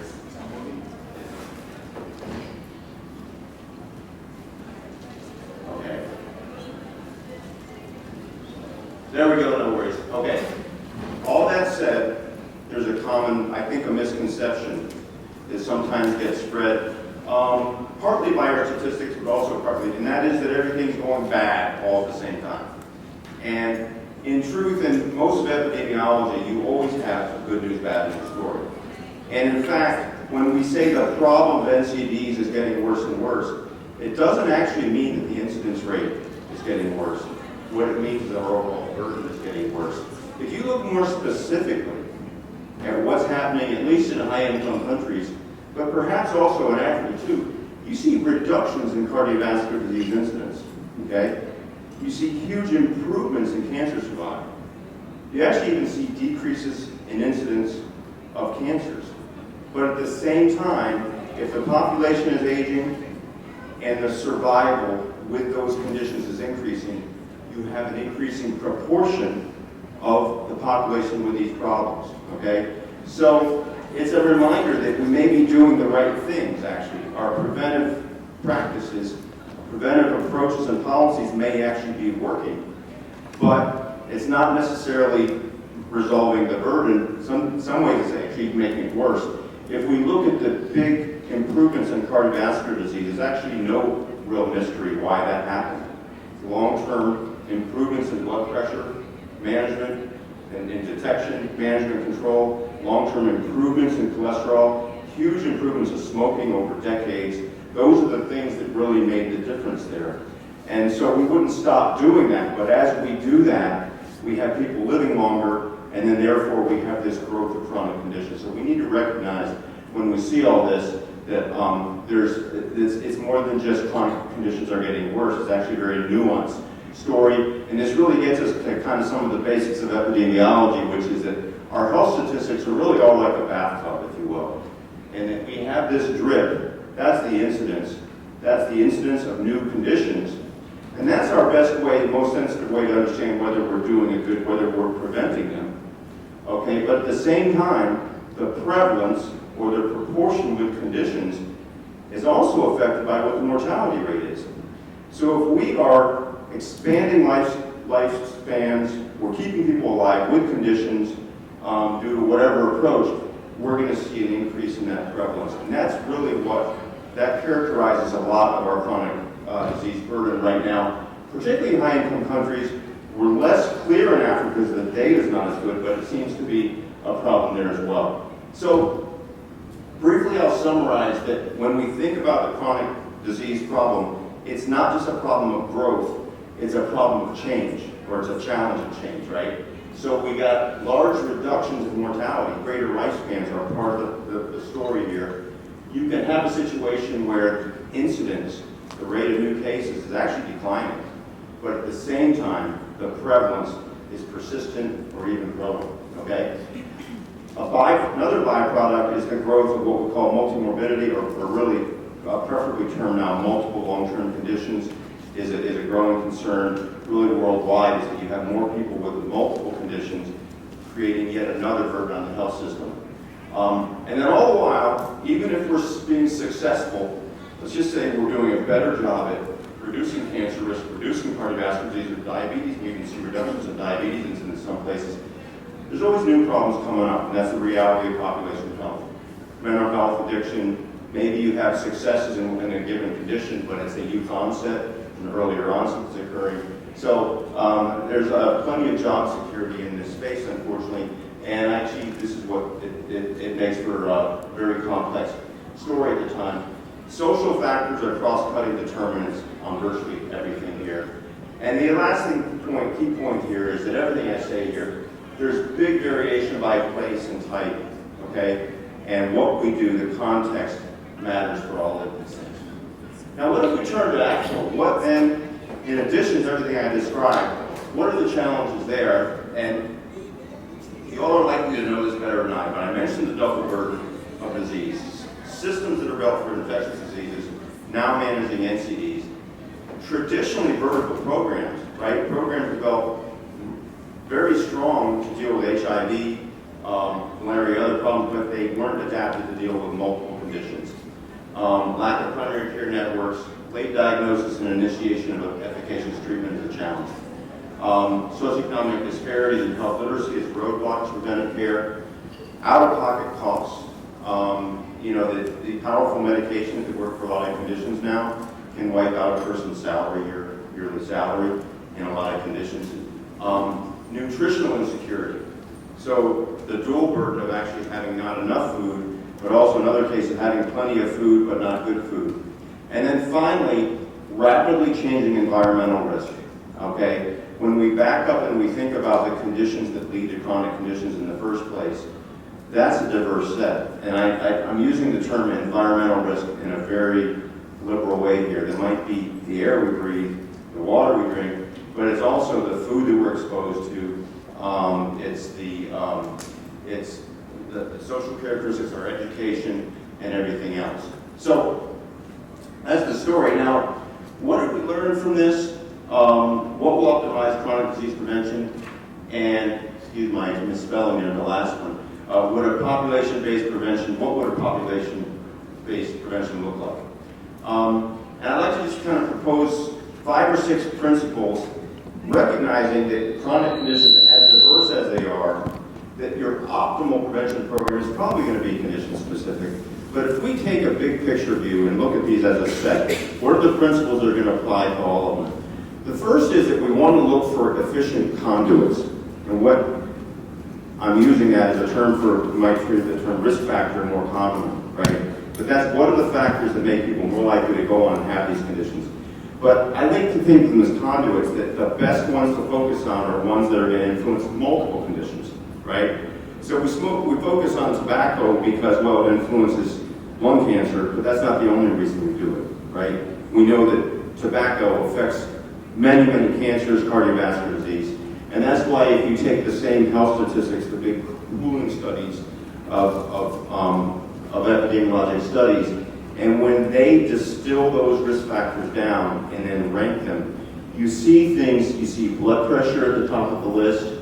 Now this happens to be specific for Africa, unsafe sex because of its large effect on HIV, of course, but also cervical cancer. So particulate matter, high body mass index, high fasting blood glucose, kidney dysfunction, smoking. So again, the reason why we see those on the list really is because they affect multiple conditions. They're like a fan, okay? And this is why, for example, if we can change blood pressure, arguably, if we could reduce the excess blood pressure, uncontrolled blood pressure around the world, this by itself would probably have the biggest single effect on all of health, arguably, than anything that we can do. Which all, that in and of itself is challenging. The second point, though, that follows from that is that we look for synergistic interventions. In other words, we look to change things that in turn are going to affect multiple conditions. And there's a long list of things like that, but physical activity would be one, right? And you could take physical activity and recognize that, well, it has its effect in early life in terms of lifestyle forming, habituation, and maintenance. As we move into early adulthood, it affects obesity, diabetes, and cardiovascular disease risk.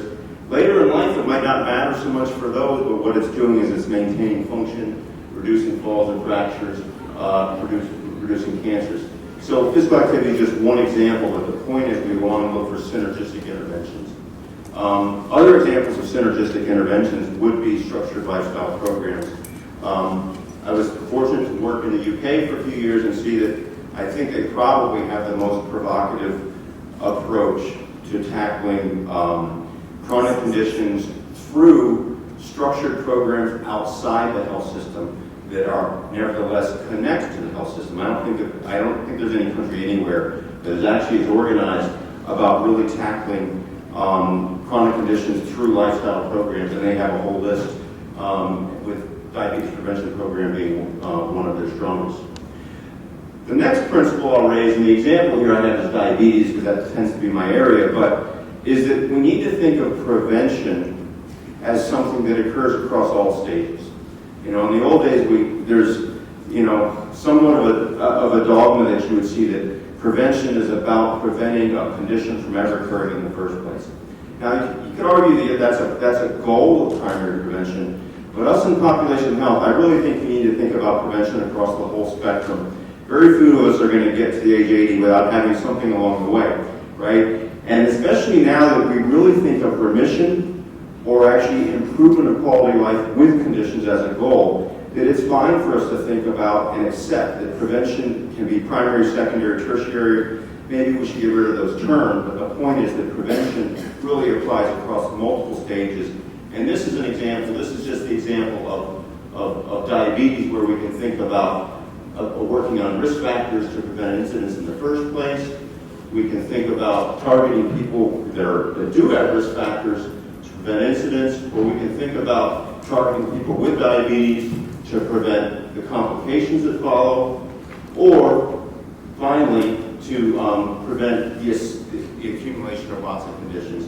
Now, each of these levels has different challenges along the way, but they're all important. The next principle is that if you look at the big successes, really in public health in general, they almost always a kind of multifaceted approach, okay? We have, you know, even if we take a condition that is vaccine preventable, where it's one intervention that can really be extremely powerful, even that intervention requires more than a health system, right? It involves community, it involves behavioral intervention, it involves... So the nature of population health problems is that it needs clinical services, powerful health systems, but that's got to be linked with behavioral health promotion, environmental and community change, and policies. And you really have to have all that working together if you look at the big successes that have generally been made. And then the next principle is that health systems are a key nexus, okay? But for us to be effective in chronic conditions, we really need to think about the way health systems connect to communities and to the policies outside of the health systems. There are some aspects of the delivery that are going to be performed better or more just as efficiently and certainly more cost effectively often outside the walls of the health system. So we need to look for approaches that are going to lend themselves to that. And you know, this slide up here was really set up for the diabetes example, wherein the clinic or the clinical approach was to have proactive team practice, good decision support, information systems, good integrated care, right? But to make it work, you needed insurers, employers, you need an informed population, you need strong community organizations, you need healthy public policy, and then you had to work, those two had to be communicating effectively together. Now that's the diabetes, but if we move beyond diabetes, there are many examples of this. Community health workers for different programs, social prescribing programs, structured lifestyle support programs that I think could be used much more broadly than diabetes, pharmacist-led medication management, self-measured blood pressure monitoring, prescription outreach initiatives. These are just examples, and you may have others as well. The data on how health systems perform in different settings is not real clear. The few surveys that I've seen of this suggest that in low and middle-income countries, sub-Saharan Africa, that for the reasons that the challenges that I described earlier, the testing, diagnosis, treatment, and control are performed at lower levels than what we see in higher income countries. So that's, of course, a challenge for us. And then finally, most of what I've described so far tends to be about how we prioritize and target individuals through health systems, right? Through those, whether it's those efficient conduits or synergistic interventions. But we also need to remember that some of the most effective ways, and for that matter, for all big problems, we also need policies that target the whole population, right? And the key difference here between really a whole population approach is that it means that everybody's getting it, whether or not they even realize it, right? That's probably the ideal, is that if something's being done in the background to improve your health and you don't even know it, right? That would be the ideal. And this is a list of WHO's best buys or really prioritized, but you can see that, you know, they suggest that whether it's reducing tobacco, reducing harmful alcohol use, promoting healthy diet, promoting physical activity, there are many things that can be done really for the whole population that really moves the whole distribution. In the end, you need to do this. You need to use population approaches in combination with targeted individual approaches. So I think my time's about up. I'll wrap it up here and really summarize what should population prevention look like given those challenges in chronic disease I described. The first is identify efficient conduits. We're looking for efficiency. We want to identify synergistic interventions, those that can affect lots of conditions.